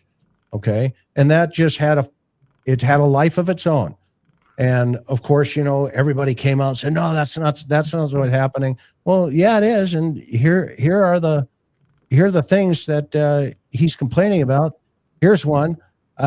He's going through his SPI phase, which means basically he's being evaluated, mentally, physically, emotionally, spiritually. Do you got any health issues? Where do we put this guy? Is he a danger to himself? Is he a danger to others, et cetera, et cetera, et cetera? Okay. And, the flow of communication was pretty clear. I got it very direct, and just like this, what I just showed tonight, that's the stuff right there. Okay. That's the way we operate here on the interview room. We don't run around and pretend. It's real. We got the receipts. Okay. I'm not a big fan of graphology, handwriting analysis, Yeah. beyond using it in fraud cases and forgery cases and things. But it is fascinating in that first handwritten thing you showed. If you go back to it, look at the size of the word I. Mm-hmm. How colossal it is. It's bigger than any other letter, taller than the Look other. at all the eyes. Yeah, it's they pointed that out with the Zodiac case, that whenever he used the self-referring pronouns, they were larger. It showed the interpretation was that it showed enormous arrogance, and I think it's a little quirk of this guy that it probably means nothing, but it's quite interesting. Well, Is it the okay? penmanship is awful, but then again, he comes from an era where he texted. Most people don't have the penmanship Oh yeah, that, you know. that's a good point. It's like block writing. Yeah. But can I read it, Chris? Because I want to ask you some questions about what they're saying in here. There's some police language. Can you read that? Can you see that? So. I need the Rosetta Stone, I think, but I'm going to try my best. It says, as I continue the SPI phase, now I don't know what SPI means. What does SPI mean? It's just the initial assessment phase. I see. As I continue the SPI phase, I wish to discuss if I may be transferred to another, it looks like ACSK or AC SIG, whatever that means. AC 519 setting.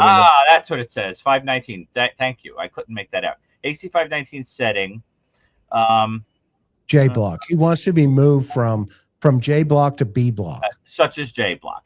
Not engaging in any of the recent flooding. Not that that's not a common phenomenon in prison. Anybody that's worked in a jail. As well as being subject to something verbal threats and harassment. On that, And that there are other bases. I wish to transfer from, if possible. I request transfer to B block immediately. I wish to speak with you soon. It almost sounds like he thinks he's like the executive of a company, like firing off a letter. Doesn't it have that tone? Yeah, he sounds like he's at the Hyatt in New York, and he's dissatisfied with the room. Yes, and it's overly formal and stilted. It sounds like I should very much like to change my room post haste. Thank you, yours very sincerely. That kind of Bryan Kohberger the fifth. That kind of. It has at the prison they call them residents, and so I call it the Residence Inn. It's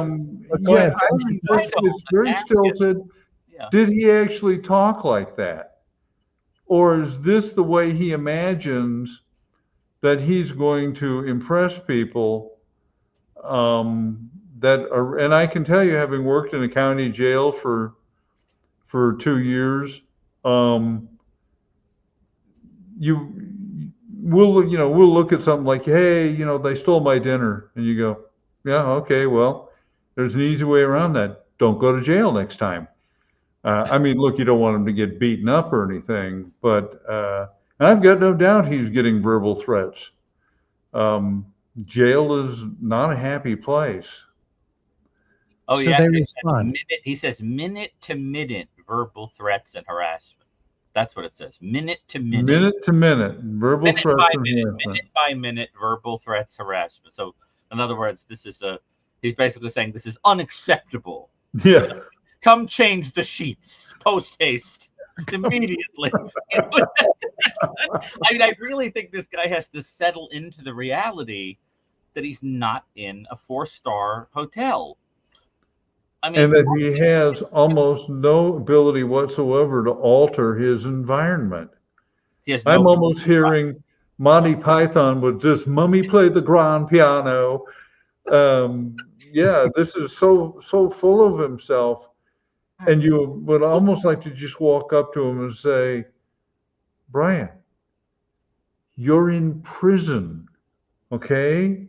Right. We will look after your basic needs, but beyond that, I don't really care if you're self-actualizing.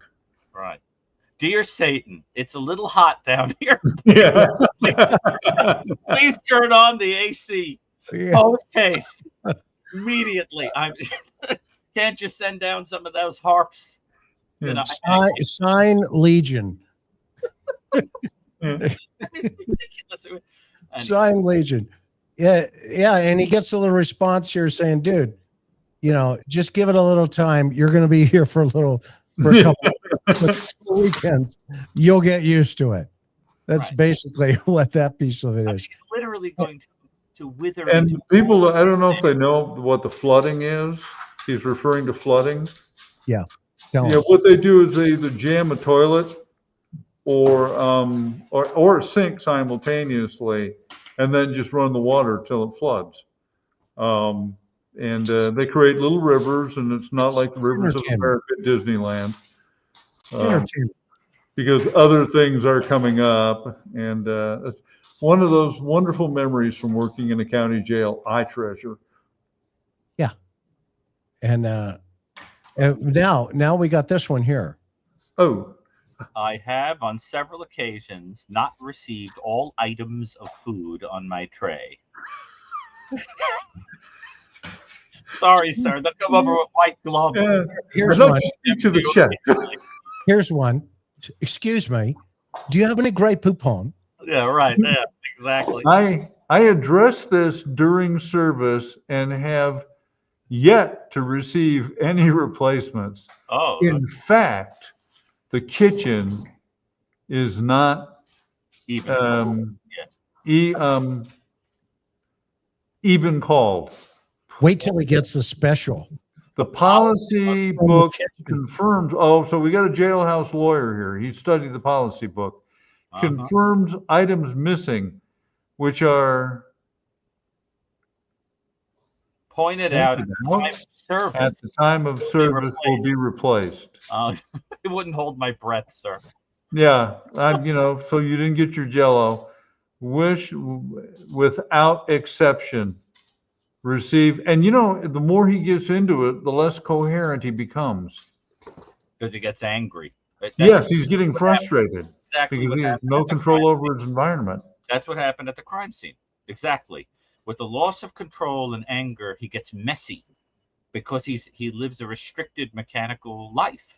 And as soon as you put pressure on him, he pops. The same thing would happen with women on dates and everything else. I think you're exactly right, John, that you could see it in miniature form here. That's the thing. If you want to see this guy's true colors, you have to frustrate his obsessions. And he'll pop. They should have done it in court. He would have exploded. They should have done it in an interview room, Gary. It would have been nice. You take, there is no standard way to interview somebody, and to frustrate him while allowing him the idea that he can regain control at some point. But it wasn't done that way, and so I'm not going to look down and say, hey, I would have got a confession from him, because maybe I wouldn't. But I can look at this and see that you could put a stick in this guy's bicycle spokes and really ruin his day. Oh, yeah. I mean, look at this. I wish to, without exception, receive these replacements. I mean, do you believe the tone of this? I mean, who does he think he's talking to? I could picture them sitting around getting these and cracking up. Yeah, okay. I would tell them, if you missed out on any part of the meal, watch the toilet. It'll come up where somebody else deposited it. I can see inmate 1674213 at the kitchen going, hey man, is it? Yeah. Hey, yeah, is this Kohberger's? Yeah. Okay, he needs a special. The biological secret sauce. Biological special. Urine, pee, poop, it all shows up in your tray. But he can't wait for the number 4 or the number 2. It's coming. I mean, Chris, the reality is that what I think he might be fearing with all of these, because what I think is this is exactly the kind of person that will obsess over something being missing on his food tray, because he can't control something much larger. And I think what has to be running through this guy's head is, I went into this house with probably at least some sexual subtext, whatever, and I am probably going to be assaulted. I mean, the reality is that this guy has to know that it is literally, I mean, I hate to say it, it is a matter of time until a couple of dudes pin him down and somebody assaults him. And he is going to be completely out of control, you know, and I think I'm not, you know what I'm saying, whether people want these horrible things to occur or not, it's their business. I'm only saying that I It's a think reality of prison. the reality of that, and I think it's scaring the crap out of him. And he's obsessing over stupid things, like as if he gets a little cup of Jello, it's going to make him feel in control. I think he's probably scared of that. And you know, you know, he's been bullied before. He's been a bully also. He's been bullied before, and I also think that he is not somebody that knows how to handle a situation that he can't intellectually finagle himself out of. And the thing is, he could write and talk and do whatever he wants, but in the final analysis, he's in a kind of hell. You know what I'm saying? And you know, and people are like, we're in sales, not management. Get the hell out of here. You know, there's nothing we can do about it. I mean, I'm saying, Christy, you know, he's got to be aware that he's a target for assault. I heard there are people going around calling him Little Bry and threatening, you know, without getting graphic, threatening family show. Sunday night. You know, I'm not going to say the word, you know, but they're threatening assault. Let's put it that way. Yep. And, I mean, have you heard that also? Yeah, I mean, it's in some of the writings that he has made and that he has told the prison system. And, you know, unfortunately, nobody's pulled him aside and said, look, you know, let's have this, or they probably have. I think the corrections officers are, you know, pretty sharp on that stuff when they pick it up, especially when he's just through this assessment phase here, right? First couple of months, you know, you'll get, you know, it's going to take a little time, but, you know, just chill, you know, you'll get through this. Don't worry, you know, and then et cetera, they'll probably medicate him at some point, just, you know, so he's not seeing the spiders come out of the walls or whatever. But he's, to your point, Gary, he's not realizing that the totality of this thing is, you know, two people on either side of him are probably lifers, if not, you know, more than him. And, you know, they're trading a half pack of cigarettes right now for, you know, his virginity. And he doesn't recognize that piece of the puzzle. To your point, it's a very dangerous environment that he's in. Go ahead. Even if there is no physical assault, the reality is that in a jail or custodial environment, people are bored, and tormenting him emotionally is entertainment. Yeah. And with his reaction, why, there's just more of an impetus to continue tormenting him. And because it's entertaining, it's a break from the tedium of being in custody. And he is literally, you would like to just sit him down and say, you need to take a close look at your physical surroundings here. Okay. You aren't getting out of here, and you have no control. The only thing you have control over is your reaction to this stuff. But I think he has crafted an existence where he imagines that that he is, of course, smarter than everybody else, and that he can learn to manipulate things. And welcome to state prison. Right, and he also doesn't seem to realize from the tone of what he writes that you'll catch more flies with honey than you will with vinegar. What he's doing is also alienating anybody that could even help him out. I mean, that's the real danger here. If he gets a snitch jacket, which he already is getting, because he's naming inmates on that piece of paper to the guards. You know, so-and-so Peru, I think's the name of the dude, or Peru, is saying he's going to do things to me.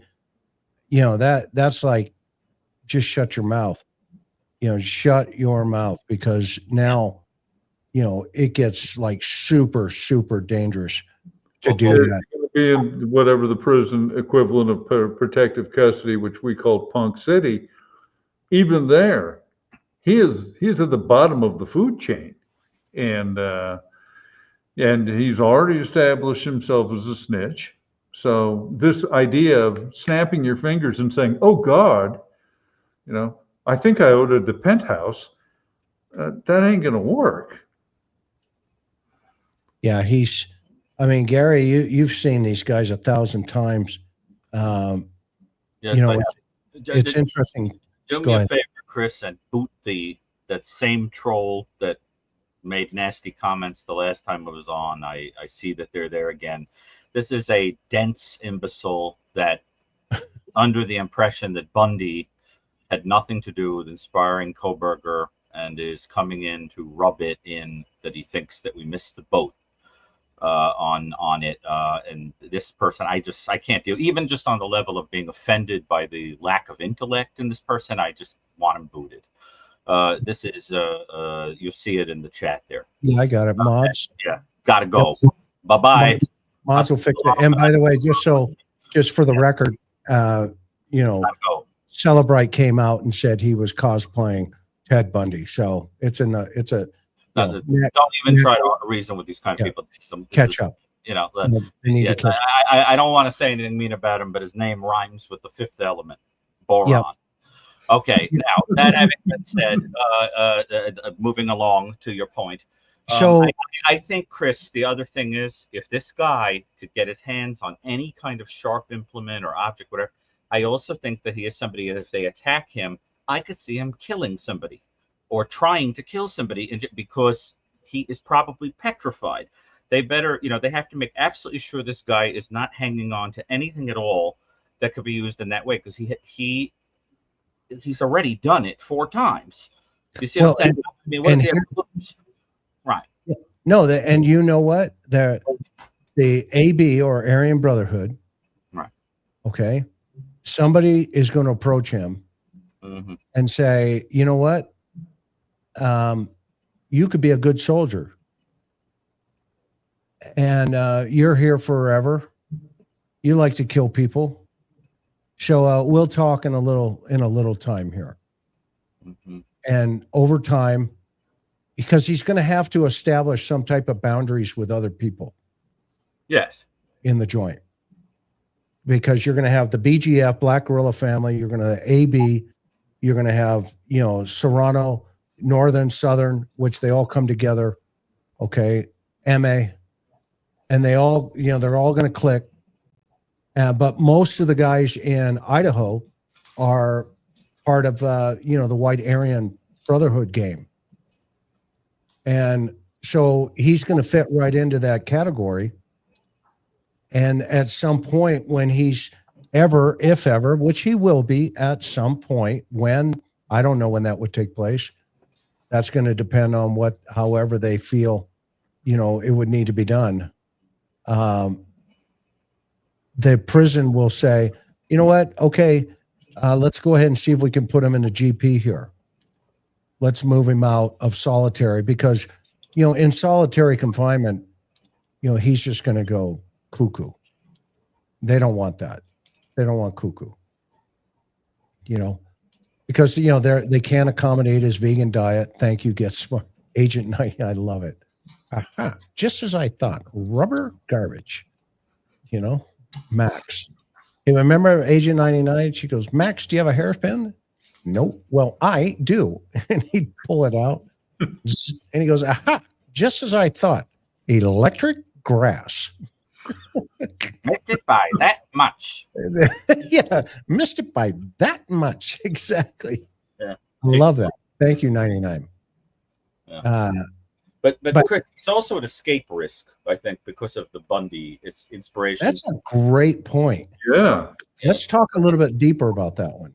I mean, despite the fact that there are these people living in some kind of alternative reality that seem to think that Bundy is no longer in play. I mean, it's almost as if people have the incorrect notion that just because he was studying numerous offenders to learn from them, and by the way, We don't know if he was studying them after the murders or before.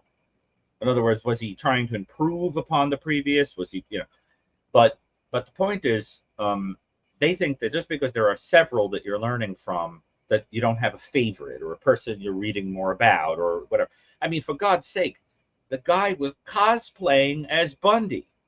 Just because he got an idea about a knife from Danny Rolling does not replace the notion that Bundy is the critical picture, the critical story there. And I still am absolutely sure that we're going to discover that Kohberger was reading the Michaud book. I don't even have the slightest doubt of it. And don't you think, Chris? Yeah. But it was clearly, what was interesting is after the murders, it's in the report now from the professors and the students. He wanted to talk about the Ted Bundy sorority murders, not Danny Rolling. What a shock. Right. He wanted to talk about Ted. He dressed up as Rolling on his phone. I mean, this is silly. Yeah, there's no pictures of Rolling on his phone that we're aware of. This is up there with the Papa Rogers people and all these other. So, unfortunately, when you're dealing with a crime like this, you get all these different characters. You get, people that are authentically interested, people that work in similar fields. You get people that are a little bit unwell.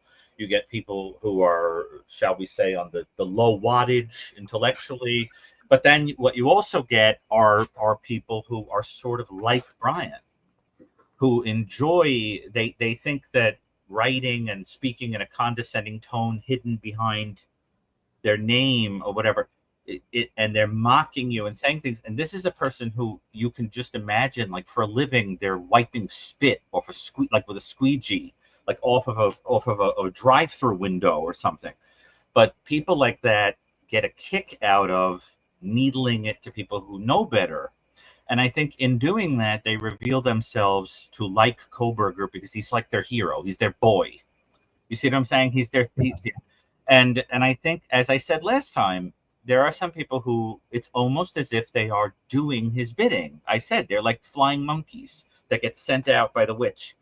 They go out and they do his bidding. So with that kind of a character, it drives me crazy for them to be left making remarks like that, because it's deeply, deeply offensive on many levels. That's what they want.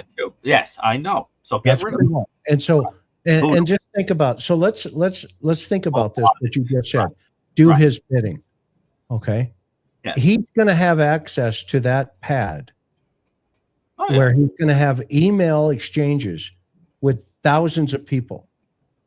Right. And he's going to be the star of the show. And do we honestly, I know you don't, but I want to ask your professional opinion. Is he ever going to stop? Stop what? Anything. Tormenting, torturing. I made this point recently on Nancy Grace's show. I said, you realize if he gets an appeal, or even if he thinks he wants to an appeal, what he's going to do is he's going to get that whole case file, all those pictures. He's going to get the crime scene photos. He's not only going to see he's not only going to know what he did. He's going to see his handiwork, and he's going to relive it over and over and over again. It's disgusting to think about. Let's put it that way. But he's going to be intellectually bored and eventually start yapping. Yes. And to that point, exactly, Doc, he's going to send emails to all his minions. This is what it felt like when I stabbed Kaylee. What do you think? Remember, he said to the students post homicide, he goes, do you want to talk about the Moscow murders? No. Well, what do you think is the worst way to die? Do you think a K-bar? Okay. Remember, all of this is conversation that's in those reports. He's not done. He did it. And he's going to say, yeah, it's really me. It's Bryan. Okay. And even if he doesn't get the appeal, he's going to have some kind of court docs sitting in there, and the jail can't see them. They can't go into them. It's attorney-client privilege. And if he gets an appellate attorney, which is possible, but if he does get an appellate attorney, okay, he's going to get everything. Here comes everything that they had that they were going to take him to trial on, include everything, all the digital media, etc. And now he's going to look through that stuff, and he has a link to the world, i.e., video conferencing pads in today's 21st century prisons, where inmates aren't even called inmates, they're residents. Okay. They're you know what, Frank? Yeah. Hey, well, we've got Kohberger checking in at 2:00 this afternoon. Okay, well, let's get his facilities ready. You know, Mints on the pillow for the turn down service. Yeah. Wait till he gets a dog, because he says he loves dogs. You know, can I get a dog? Can I get a dog? Well, you know, if you're good enough, Mr. Resident, we'll consider that as a reward. Is that Andy? She's probably hungry. He's probably hungry. And John, we had a request for your cat the last time. Well, I'll see if I can track Nikki down. Be right back. I love John. And if you're just joining us, there's 4,600 people here. This is a great book. This is one of John's book. It's called Beach Blanket Bedlam. It's in his series, John J. Lamb. It's in the link below. But if you really want the bomb, it's The New Evil. That guy up there, Dr. Gary Brucato, you need to get to Amazon, pick this book up. And I've got one more tonight for a friend of mine. Dr. Ann Burgess has just released a new book called Expert Witness. You can get this also on Amazon. We got a lot of folks here, but this is her brand new book about when she weighed in on the Menendez trial. She was an expert witness during the Menendez trial, and this book just came out. So those three. My blurb is on the back, I think, on the bottom. Your blurb is on the back. Yes. Yeah. With Greg and Halupian and a couple of other Halupian, I think you'd pronounce. A bunch of pretzel boys are on here, and girls. But actually, it's interesting because it's about the history of expert witness work, and then some examples. The Cosby stuff, the Menendez stuff is in there. But then there's also this really interesting chapter about Kemper, about Ed Kemper, which is a very interesting book. And so, yeah, I definitely recommend that book. Kohberger will order it online and have it in his Kindle, available in his cell. Can you imagine what kind of books he's going to read? He'll go through, you know what he's going to do, Gary? He's going to go through The New Evil, contact you and tell you, no, you made some mistakes. Well, no, him and that troll, they'll tag team. But I have to tell you, Chris, that I think he already knew The New Evil, because the search for offenders contained a number of them that we covered extensively in the book that are somewhat obscure. And I just can't help but wonder. I mean, you know, his professor has written multiple articles about the book, endorsed it. You know, students might be aware of it. You know, it's possible that it somehow passed in front of his nose. I don't know that, but I've wondered it. I have, and that's a whole other conversation. And his fan club's going to load up his accounts, his commissary, his phone. And mother will load his phone. Father will load his phone, and and this is why I think part of why I'm so passionate about this one is the fact that I think we all see it coming. We all see it coming. And meaning even all of our friends in the chat, we have some of the brightest people that, you know, follow our channel here. There are just, the comments here are always amazing. And, you know, it's going to be interesting. It's going to be interesting to see the second phase of this thing, because, you know, they left him with the power. Had they got him to cop out, had they got him to tell why he did what he did, then that would have diminished it a little bit, not completely, but it would have taken away the narrative. And they left him 100% with the narrative. So, well, I think for guys like this, you have to think of control like a kind of a hot potato being bounced back and forth. So, although it's a potato you want, not one that you want to get rid of, like a hot potato. So, a delicious potato. And so it's sort of like, I get bullied, so now I need to get control back. So I bully people back, right? And I steal from them and I do whatever. Okay, so now I've wrangled control back.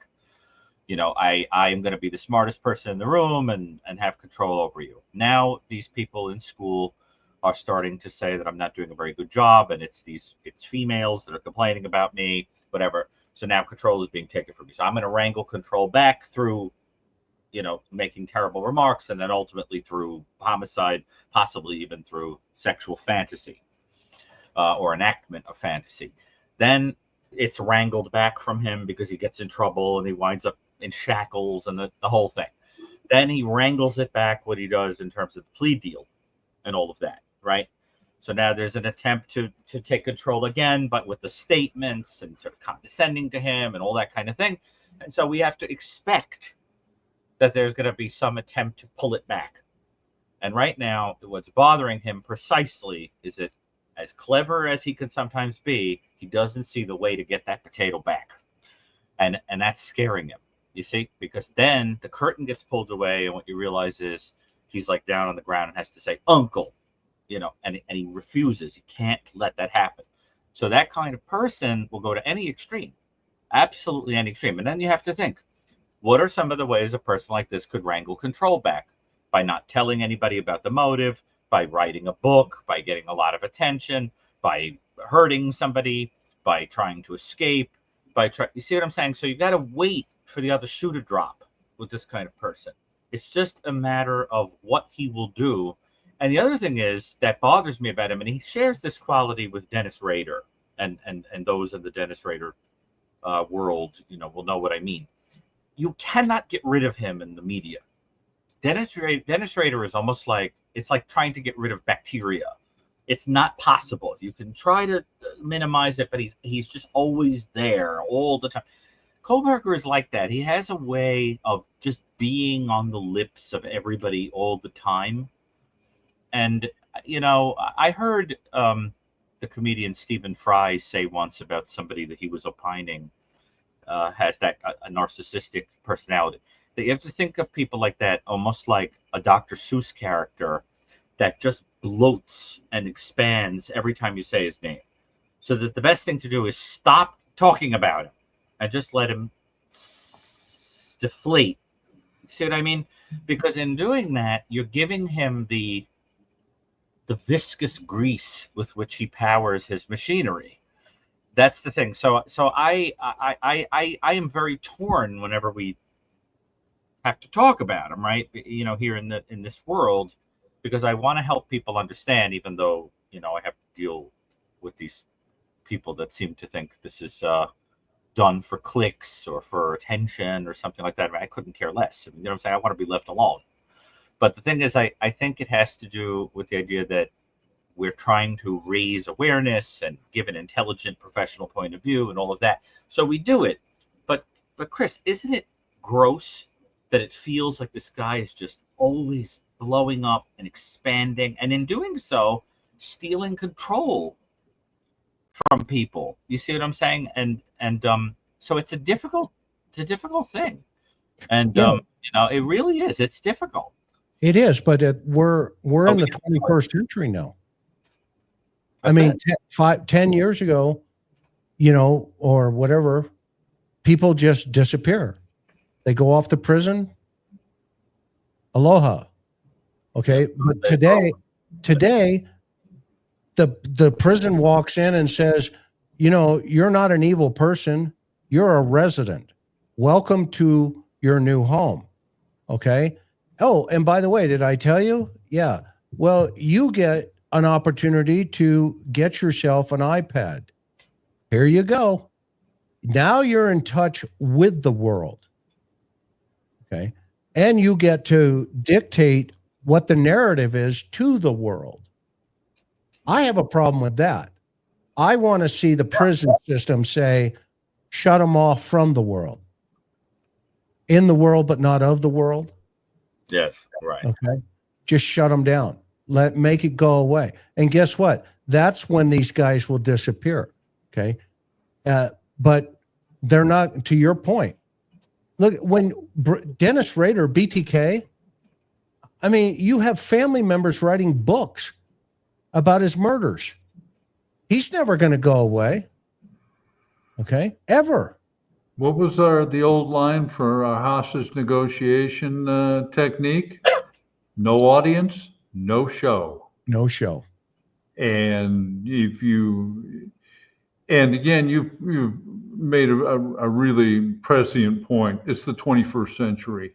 Yes. And apparently we don't punish people anymore. We rehabilitate them, which doesn't happen. But I mean, it does occasionally, but I love this one. And you're right, Shuju. So there is no internet access in prison, but you know what they do? They have their friends on the outside have drones that fly over and drop cell phones into the yard. Drones. They're higher than the tower, so nobody sees it. Boom, there's a phone that drops. You have an inmate that catches it. Guess what? That phone has internet access. It has 5G on it.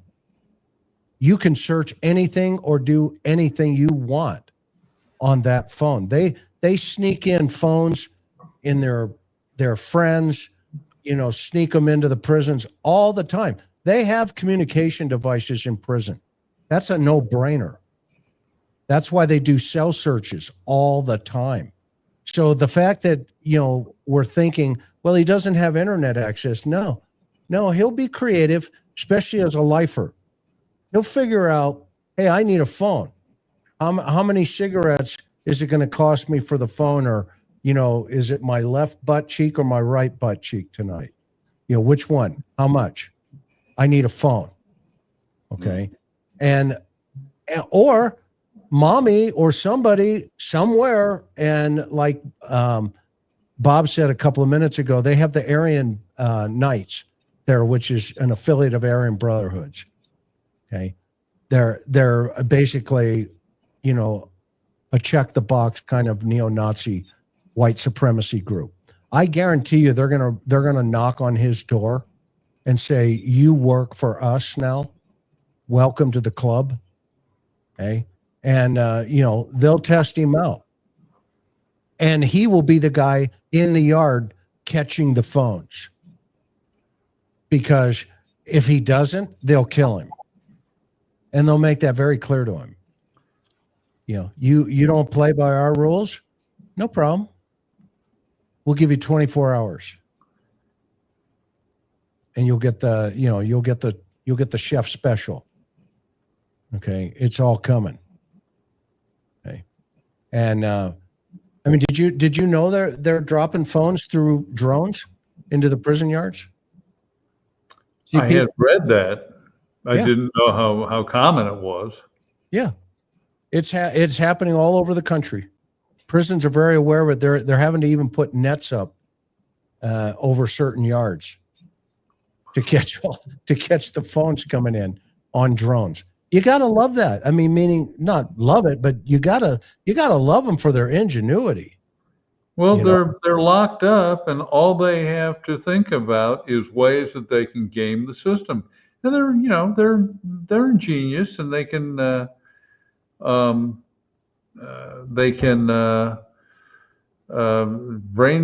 figure this stuff out, and because they're bored.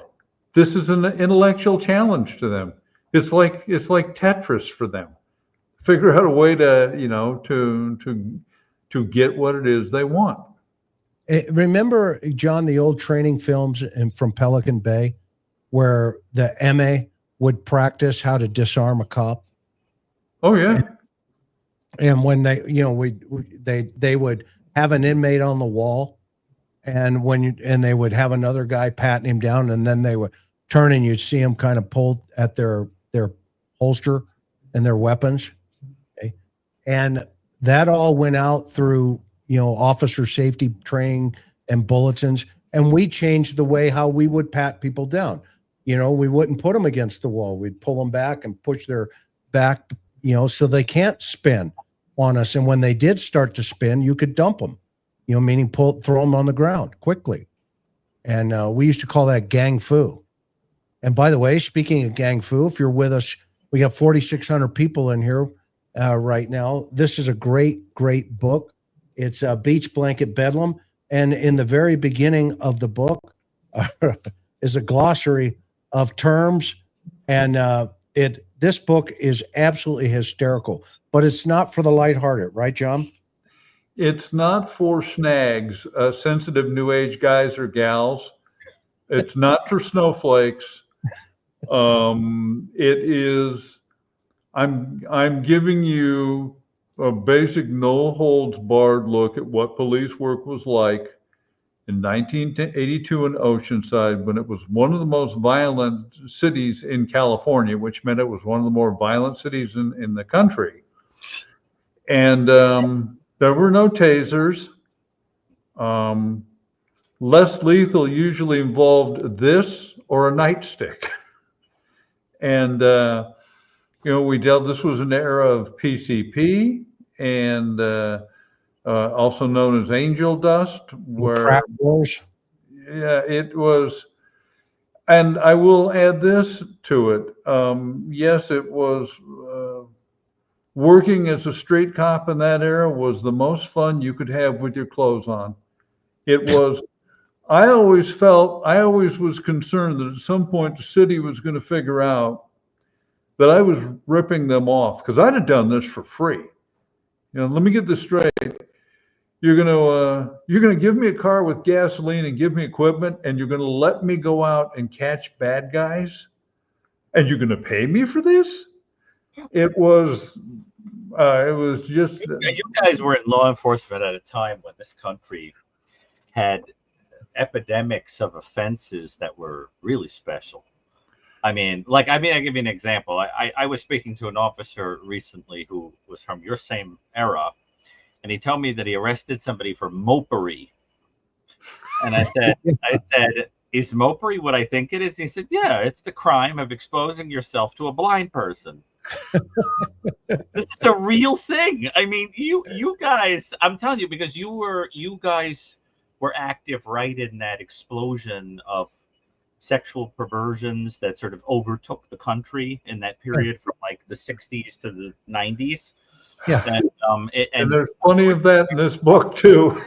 And when you have a city with 50,000 Marines, okay, and you've got a day population of 120 by 150, okay, now they're up to 2.25, just under, but when you have a whole corridor, which is now, Coast Highway. Back in our time, it was Hill Street. Okay. And on Hill Street, at one end of town, they were all zoning ordinances, right? And I worked Vice 84 to 86. So we had all the X-rated dance shops, in one area. We had the X-rated movie theaters in, as you're going down, the Coast Highway there, the Palomar, et cetera. And then at the other end of town, we had an X-rated, dancing bar. And it was just debauchery from one end of the town to the next. And Oceanside is 44 square miles. And so that's a big area to cover. And just give the public here an idea. Back in the day, there was a magazine called We Magazine, OUI. Okay. Every single year for many years, Oceanside was the most violent city per capita in the United States of America. Featured in an article called 10 Towns with No Pity. It was swirling fights. It was not uncommon to roll up on 10 or 15 Marines and civilians beating each other up. We had, what Chris didn't add to the complexion of the streets is that you could roll from one block where you had transvestite prostitutes to another block where you had other prostitutes, and motels that were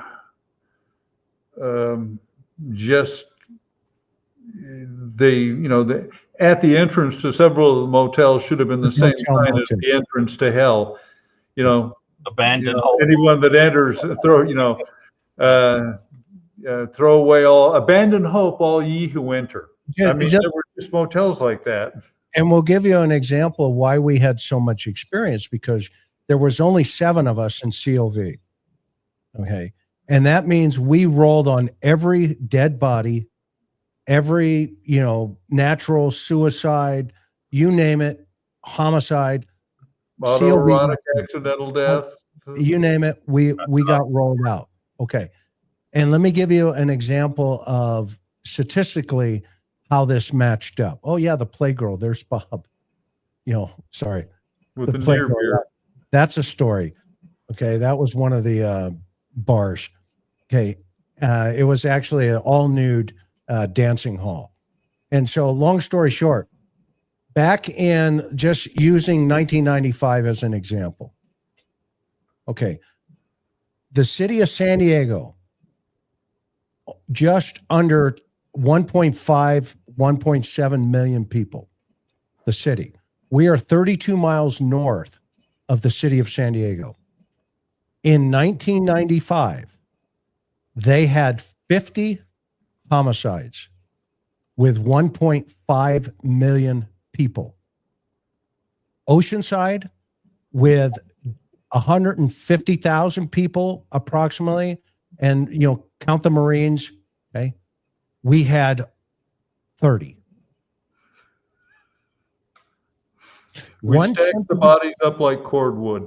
1/10 of the amount of people, and we almost caught them. Okay. That's where that little plaque back here, I'll show it to you. It's hysterical.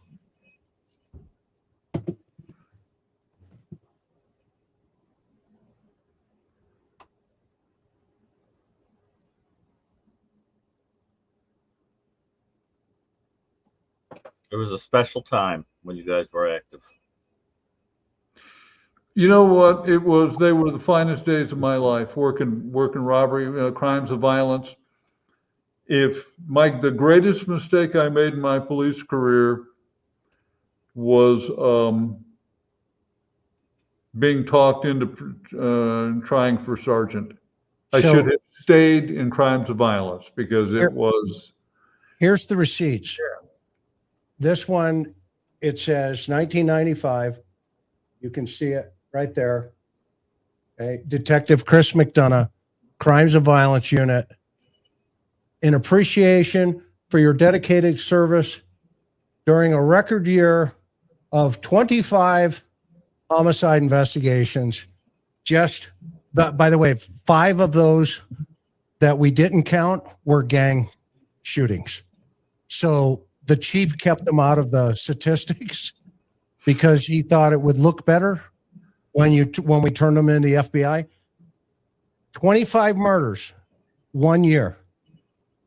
25 murders. And to that person that said, have I ever done this? I don't know. I only did it 25 in a single year. So no, to answer your question, I'm still learning how to do this. Okay. We worked hundreds of murders through my 13 years in COV. Hundreds of murders. That's a single year. Do the math. Just 10 years alone is 250. That's not counting all of the dead bodies. Every other dead scene you went to. Or, all the kids that stand on the railroad tracks and get hit by the Amtrak, and just boom, evaporate. So I come to the conversation here with authenticity. And authenticity it means a lot. It means a lot. And, I've heard people criticize me because I left, certain channels and certain people. That's because they'd never done the job and they said they did. And all you have to do is go find out why I say that, because it's the truth. And that's another story in of itself, but that's why we separated. That's why. And those are the kind of things you cannot make up. Okay? You can't make up the fact that John has sat with. I investigated John's shooting. John unfortunately had to take somebody one night. I was the case agent on his shooting. And that's for another story as well. Chris, I don't know how many child homicides you worked. I worked several of those.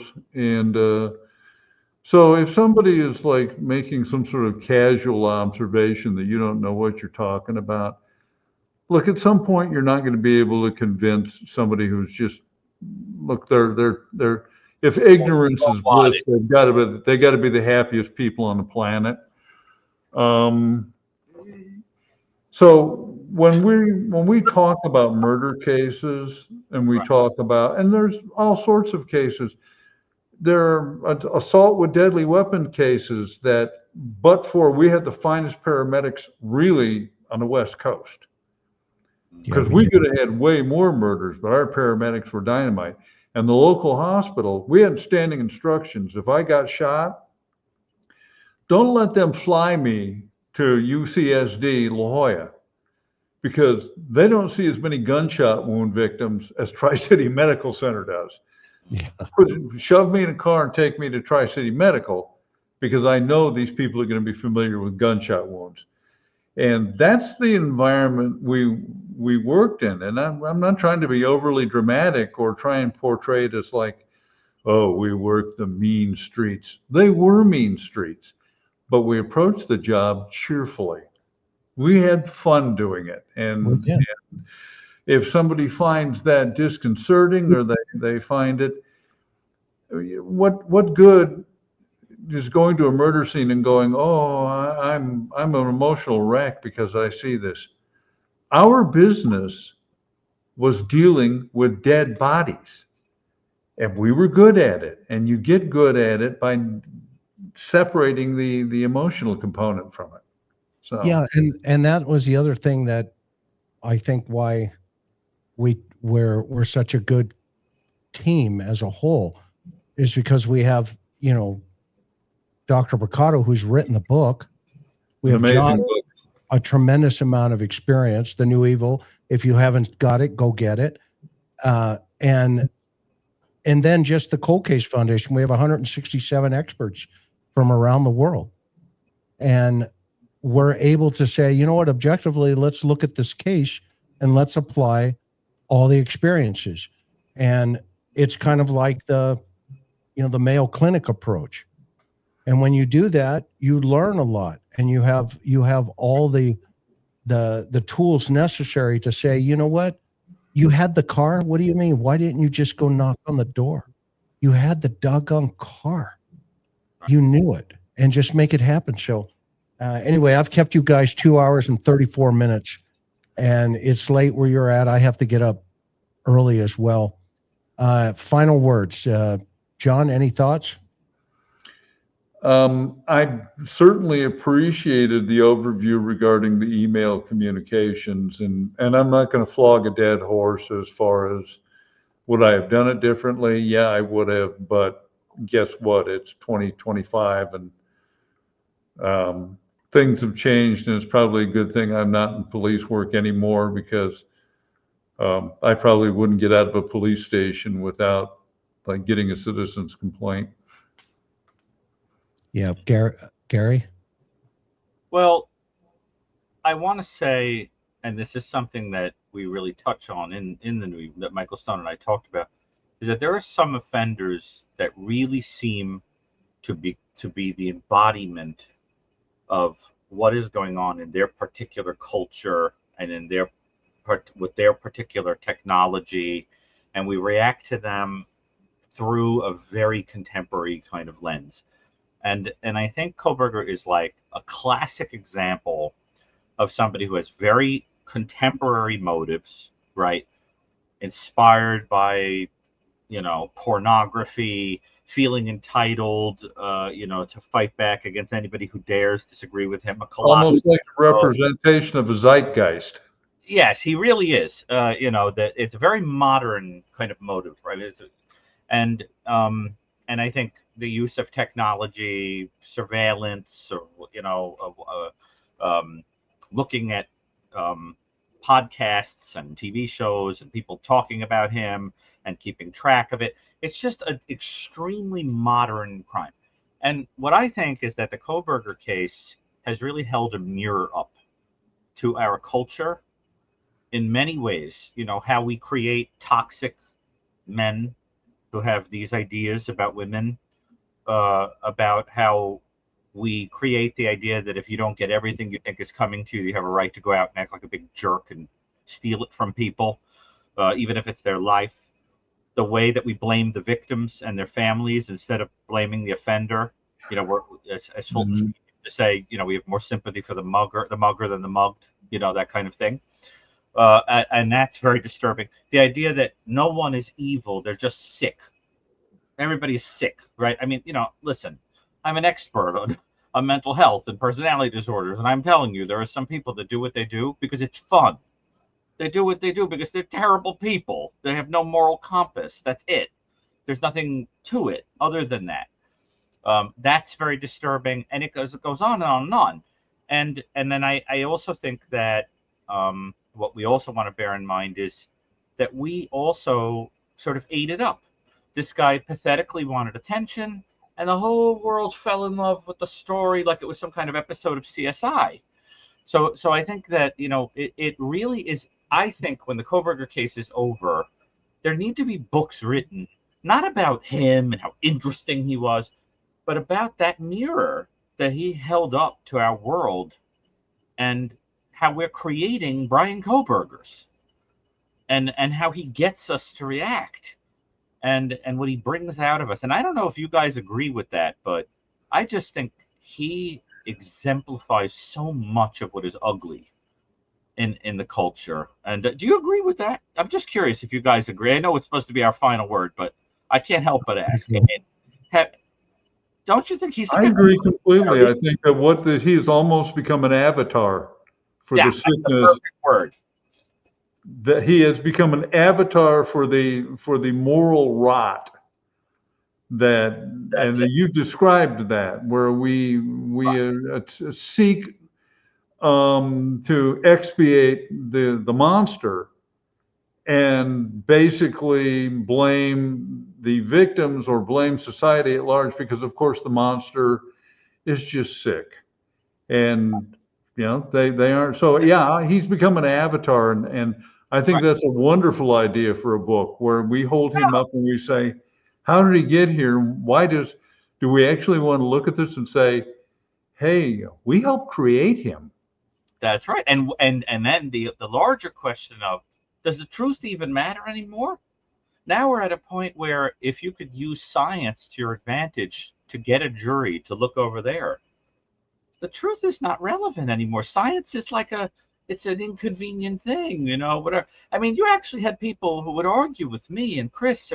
They would say things like, yeah, there's a 1 in 27 octillion chance that DNA on that button, on that clasp, on that sheath belonged to somebody else. But how do you know he wasn't the 1 in 27 octillion? I mean, can you imagine? Or people coming out and saying, all right, 23 trips to the house. He was in the back looking through the window, but there was no stalking. All right, he looked up 20 serial killers. There was nothing serial killer-like about this at all. All right, he had violent pornography in which there was not one drop of consensual anything. There was nothing sexual about this. And you start getting to the point where truth is like this malleable kind of thing, where it's just about like, how could you twist it to get someone to think something is true? Well, many of the people that are doing this, I think, are doing so because they don't find the behavior evil. That they're actually in their own way offering a defense that, well, it's not that bad. And I think you're right on target there, and I think that would be an excellent book. I agree, and Chris and I touch on this sometimes, and I really think that when this is all over, much to his chagrin, that is what is going to be the most interesting part of the story, not him. He's just another garden variety pervert murderer. Yeah. And wait until there is because remember how BTK started acting when Kohberger was in the news, when the next big thing comes out, and I hate to say it, it's going to happen. It's a matter of time. We're creating this, world of these people. The next time it happens, particularly because it's been reinforced that you get all this attention, you're talked about all day, blah, blah, blah, blah, blah. The next time it happens, he will be yesterday's news, and the plight of what's going on with him in prison, which is going to get bad, I cannot imagine it isn't going to be on the front page anymore, and no one will care about it. And, that's the thing. And we have to just remember that, Chris, that's the thing I think the families and everybody need to remember is that yes, it's true he didn't get executed. Yes, it's true that in some ways he's getting something out of this, but this is no cakewalk where this guy is, and he's going to grow old there. You're talking about a guy that's going to wind like BTK is in a wheelchair, right? Like wheelchair in prison. This is a far cry from the guy that broke in. Yeah, far cry from the guy that broke in and attacked the Oteros and thought he was a tough guy. Okay, but here's the scary part. Seriously, right? Within a couple of years, Kohberger's sister will be giving presentations at CrimeCon. There's a whole new genre of. You think that'll happen? Oh yeah. Did you ever think that BTK would have family members running around the country, experts on serial crime? How about the smiley face murder? Well, Dahmer's father wrote that. Dahmer's dad. Yeah. I mean, this is a whole new, that's another phenomenon going on here. Look on YouTube. You have inmates that have done decades in prison. You want to know something about prison? Go over to their YouTube channel. You'll learn a lot. Okay.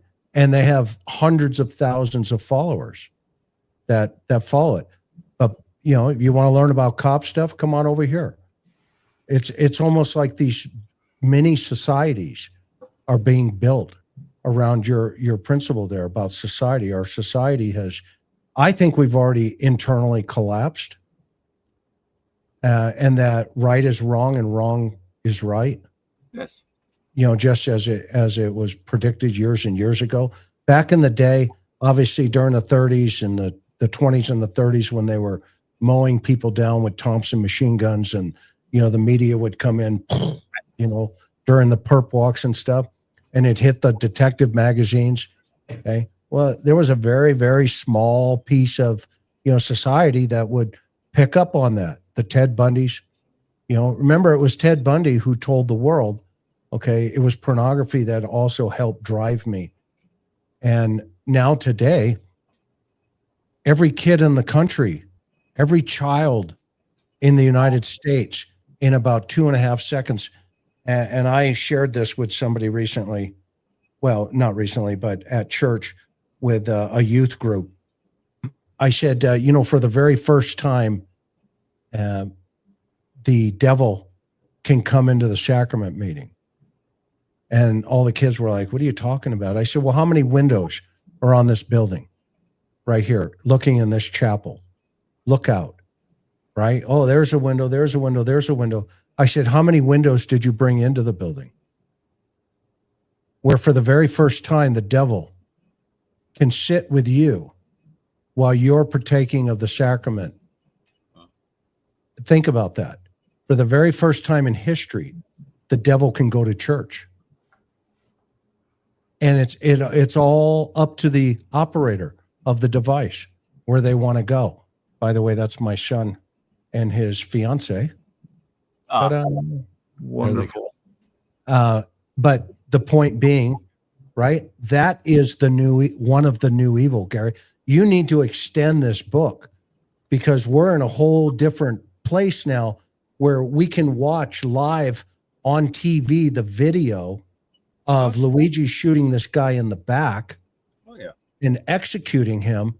And then the rest, half of the world going, yeah, but he deserved it because he worked as a CEO at a healthcare company.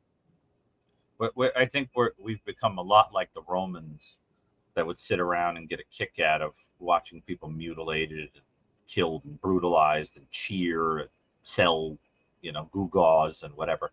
I really think there's something wrong with the whole lot of us. Now, I have to tell you, Chris, just so that you're clear, part of the reason that I get so irritated by the trolls that make comments, whatever, is you have to understand, Chris, I know what you do all day long.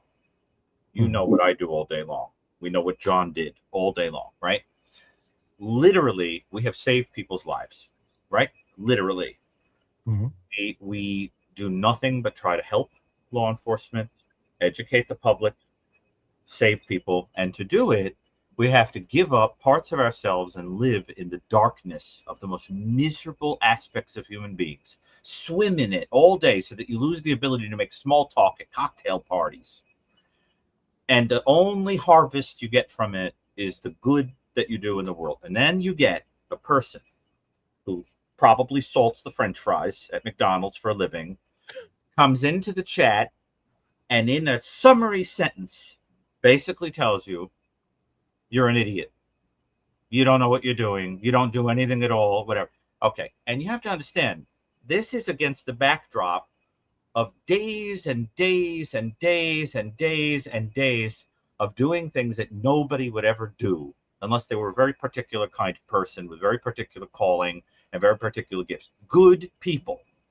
And when a person like that attacks you, it's because goodness sickens them. I swear, it's like you hold a mirror up to them and you go, you are a terrible human being. And it makes them shrink. They can't stand it. Because what you have is people who want a permission structure to be horrible. Horrible. And they hate anybody who does anything competently or good. The other thing is, and Kohberger exemplifies this, there are some people in this world I have met who use this kind of meticulous, obsessional, goody two-shoes personality to compensate for an enormous amount of internal filth. There are people like that. I have met people, for example, some of the worst people I have ever met are the kind of people who will yell at you because you undertip a waiter. You know, that kind of thing. Oh, you shorted him. What a terrible person you are. Oh, you use that kind of word? That's an offensive term. How dare you? But that same person is morally bankrupt. Absolutely bankrupt. So what you get is this kind of hypocrisy where you act like the Pope, of being the one, And so look at Kohberger like that. Kohberger is mad that he got cheated out of a little bit of food and demands his food. But it doesn't occur to him that he cheated 4 young people out of life. Well, and he's a reflection of the generation. Right? You get what I'm saying? He cheated them out of life. He's a reflection of the generation. Yellow cup. Yeah. No, I'll keep going. Absolutely. No, you're right on target with that. Reach. I mean, give me a break. And that's what, so those kind of characters, they fascinate me. They are hypocrites of the highest order. Now, are they willfully blind or because you've described so many of the murderers that we interviewed that they just didn't get it. There are people like that. Yeah, I mean, it was like, I worked a murder where a guy stabbed another guy to death over a crucifix. And yeah, and I mean, it was a horrible crime scene. We got him in custody. I'm talking to him, and I finally said, well, and his argument was, well, he hit me. And so I said, okay, well, let's look at the crucifix. We had the evidence. And I said, who's that on the cross? And he said, well, that's Jesus Christ, my Savior. And I said, okay, let's imagine Jesus is sitting here. And I would like you to explain to Jesus in the chair there why you took a man's life over an argument over Jesus. a crucifix. Right. And you can see for a moment the gears grinding in his brain. And then he says, well, I guess I'd tell him that he hit me first. How do you address that level of just foreshortened perception of life? And this was, I mean, yes, there were killers we dealt with that were evil, but most of them just almost celebrated their ignorance and were looking for ways to rationalize their behavior. Right. Well, they're all over the spectrum, and that's why we have a whole scale. Yeah. But the point is that when you are a person that is driven by fantasy, your personality is inclined that way, you have no reason to stop. That's why from the beginning we said whoever did this is like a serial killer, because there are things done here that you would do and then try to do them better. That's why I want to know with the Celebrate stuff, I want to know when he was looking up Danny Rolling and all these offenders. Exactly. I think it's better.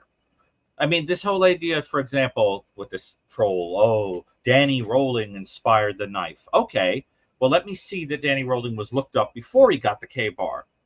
How do we know that he didn't get the K-bar and then get interested in Danny Rolling? In other words, it's a logical fallacy to assume that one inspired the other. We know with Bundy that before the murders there was downloading and stuff even in August.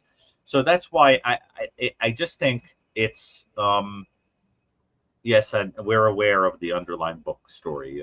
That's not breaking news. But I think the idea is how do we say this? I think that the problem with Kohberger is, and this gets back to a question you asked earlier, Chris, that kind of a character is like the leopard that doesn't change its spots. And one way or another, he will replicate the same dynamic anywhere he goes. Anywhere he goes. And that it doesn't matter if it's him being upset over the tray of food or in the courtroom or whatever. Can you imagine, Chris, what this guy would have done in court? You think he would have kept his mouth shut? No way. It would have been fascinating to watch him. And I would have, if I were on the prosecution side, I would have used it to my advantage. Oh, I'd encourage it. Yeah, I would have said, if I had a chance, I would have said to the prosecution, push him. Say something on purpose to push him. Because all he has to do is explode once. Remember that happened to Bundy. And the whole jury saw what he was, that he became a monster. And that's when everybody saw what the victims saw, right, at that moment.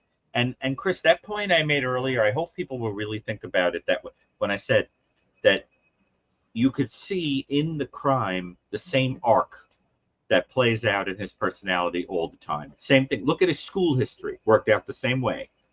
Starts out in control, deteriorates, he's having a hard time, he gets angry, he starts getting nasty, it gets falling apart. Yeah. And the same thing keeps repeating over and over.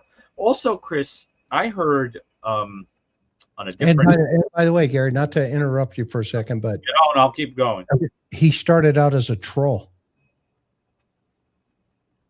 Remember? Oh yeah, he insulted people left and right.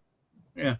And they're finding stuff online where he would go and he would. Now, I'm not talking about Papa Rogers, right? I'm talking what Heather Barnhart has found and discussed. But remember the birthing hip concept, the insult to that woman. Mm-hmm. So to your point earlier, folks that just want to wake up and they come into the chat and they throw a hand grenade and then they run. Okay, that is Bryan Kohberger. That is the same personality type. Now, they haven't whacked people yet, but they're on the road of dehumanizing other human beings.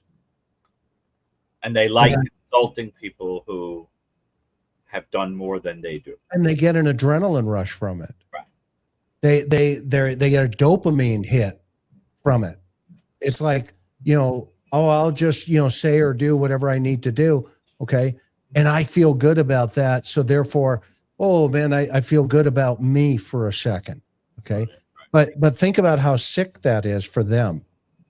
Right. And well, that's why we have a society that when you go to buy your French fries, okay, and they're not crispy enough, you throw them at people and then you throw punches.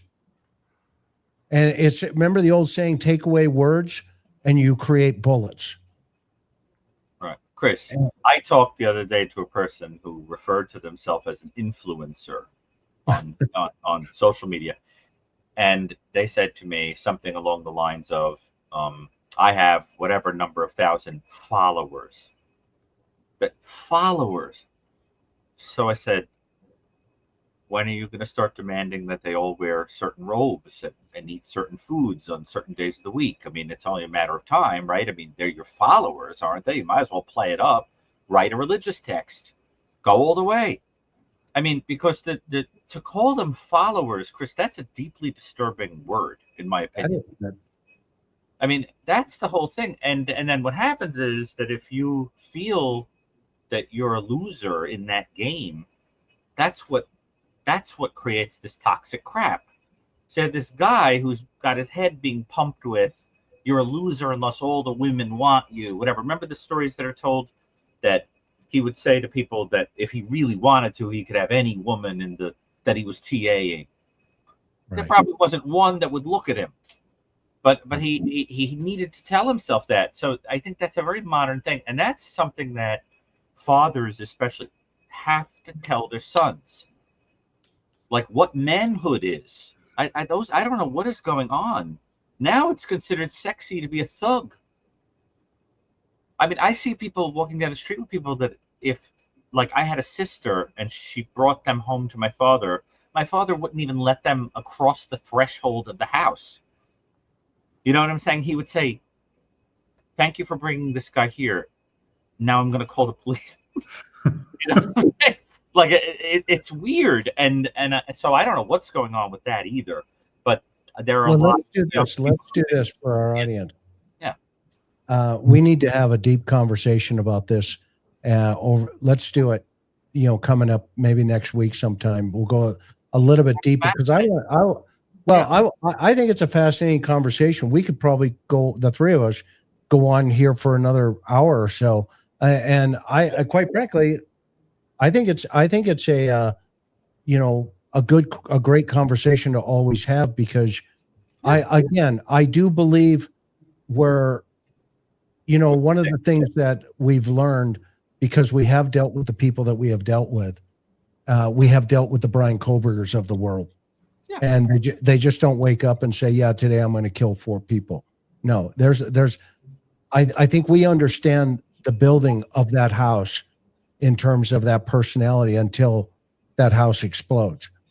And it concerns all three of us, I can tell, that how many of these houses have we built in our society and how many more of them are going to explode over the next 10, 15 years. Well, look, Chris, if we have a moral cancer, the treatment of it has to start with diagnosing it. Right. Where we are in a kind of denial that the whole society is sick. I mean, even in the upper echelons, I mean, the idea, truth doesn't matter anymore. Nonsense. And so I just think it's a fascinating discussion, and I think that Kohberger must be understood in that cultural context, because otherwise you don't understand why he became the crime of the century. He's an insignificant nothing. I'm writing it down. That's a great name for the program. No, I won't use his name, but that he's an insignificant nothing. Well, he is. Yeah.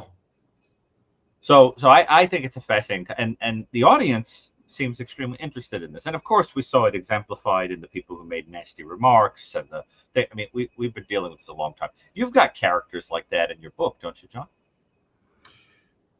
Yeah, there are people that simply love creating dissension. Because it gives them a sense of control. And as Chris said, it's a dopamine hit. I have influenced this, and whenever I hear an influencer, what I actually see as a subtext is propagandist, because you're not offering fact, objective fact, you're actually attempting to influence people to think a certain way. And I think probably your godfather twice removed was Joseph Goebbels. Tell the big enough lie and the people will believe it. And what has disturbed me is how accepting the American people have come of, well, it's a lie, and telling a lie used to mean something, and now it's like, well, it's my truth. Yeah. For heaven's sake, it's my truth. I said to this person the other day, this character that I was talking to in the neighborhood, I said, the first influencer was a snake talking to somebody. Yeah, exactly. It said that he was an influencer too. And that's actually right on target, because nobody forced them; they were influenced. Yeah, so, right. She made me do it. He made it right. Exactly. Right. Yeah. Of course, he manned up and said, "Right. Well, she made me take the bite." I mean, that's the weaselly guy that we've all dealt with. Right. And it's interesting because nobody ever thinks about this, but this is the kind of thing that comes through my mind. So Cain kills Abel, right? If there were a therapist who went in and talked to Cain, he would have said, "Look at who my parents were. Look at what my parents did. They didn't even listen to God." Yeah, exactly. So what, you expect me to? What do you expect me to do, right? I mean, they couldn't even say no to a fruit. So it's funny when you think about that, but I swear that's what our contemporary culture would be about. Well, anyway, it's okay. We're going to do a show on it. We're going to do a program on it because I know it's important. Very important. And everybody, thank you for being with us this evening. Thank you for hanging with us. Thank you guys, John, Gary, as always. Go get their books. They're on Amazon. Again, The New Evil right here, and Beach Blanket Bedlam, with John J. Lamb. It's a series, so you got to get the first one first. Service with a Sneer. That one's hysterical. And I want to thank the people who have gone out and bought the books. And I hope you enjoy it. And Chris will be making an appearance in either book number 3 or 4, number 4. Oh boy. Oh boy. Well, and John, just before we go, John, I looked into your books, and I have to tell you, I love the teddy bear stuff. That is teddy bear. I had more teddy bears than an adult heterosexual male should admit. My wife and I know more about teddy bears than is probably disturbing to the cops I work with, but my wife and I had like 400 teddy bears. I mean, if that's possibly evidence of mental instability in some states. But you know what? Teddy bear people, teddy bear artists, you go to a teddy bear show and there are no jerks there. So yeah, I collected teddy bears and I know a lot about them. And I wrote those murder mysteries set in the world of teddy bear. I used to say it was mixing mayhem and mohair. And I loved writing those books. They were fun. How many do you have in that series? I had 5 books in that series, and I began with The Mournful Teddy. And that was about an actual teddy bear that back in 2005 sold at auction for $189,000. And considering what we've seen people killed over. But they were fun books. They were cozy mysteries. And sometimes I will hear from readers who will say, you need to, will you write another one? And I couldn't really do that now because the main characters were my wife and I, disguised, and with the death and the passing of my wife, there's no way I could write another one of those. But if you want like a cozy murder mystery, which means no blood and guts, but there's fun and there's some wretched puns, you can still find those on Amazon too. And they're called The Mournful Teddy. There should be a cartoon of those characters, don't you think? That's a great thought. make a cartoon show out of it. That is, I always thought it would make a good Hallmark or Great American Family film, because they were the couple loved each other, and there was the character I avoided in these books is the drunken detective who manages to pull it together long enough to solve a complex mystery, which we all know that guy don't exist. But they were fun books, and if you like a cozy mystery, they're great books. I had a lot of fun writing them, and I actually do know my teddy bears, and I still have retained some street cred. All right, you guys. We love you all. Thank you so much for being here this evening. Good night, all. Thank you. Bye.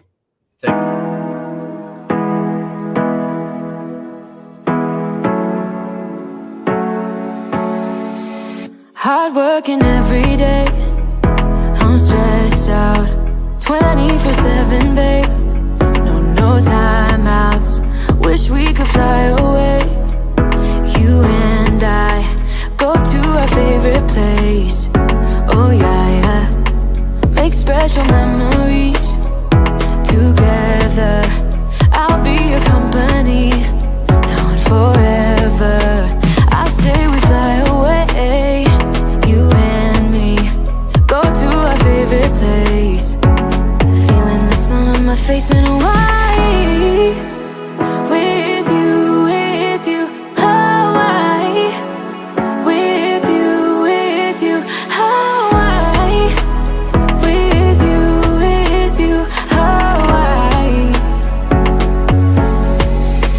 I need a summer breeze, some fresh air to put my mind at ease. No cares. You wanna come with me? Me and you go to our favorite tree. Are you ready now? We jump on a plane now. We're taking away. Yeah, we're taking away. Don't hesitate now. We're taking away. Yeah, we're taking away. We'll never come down. We're going away. Yeah, we're going away. You and me. Feeling the sun on my face in a while.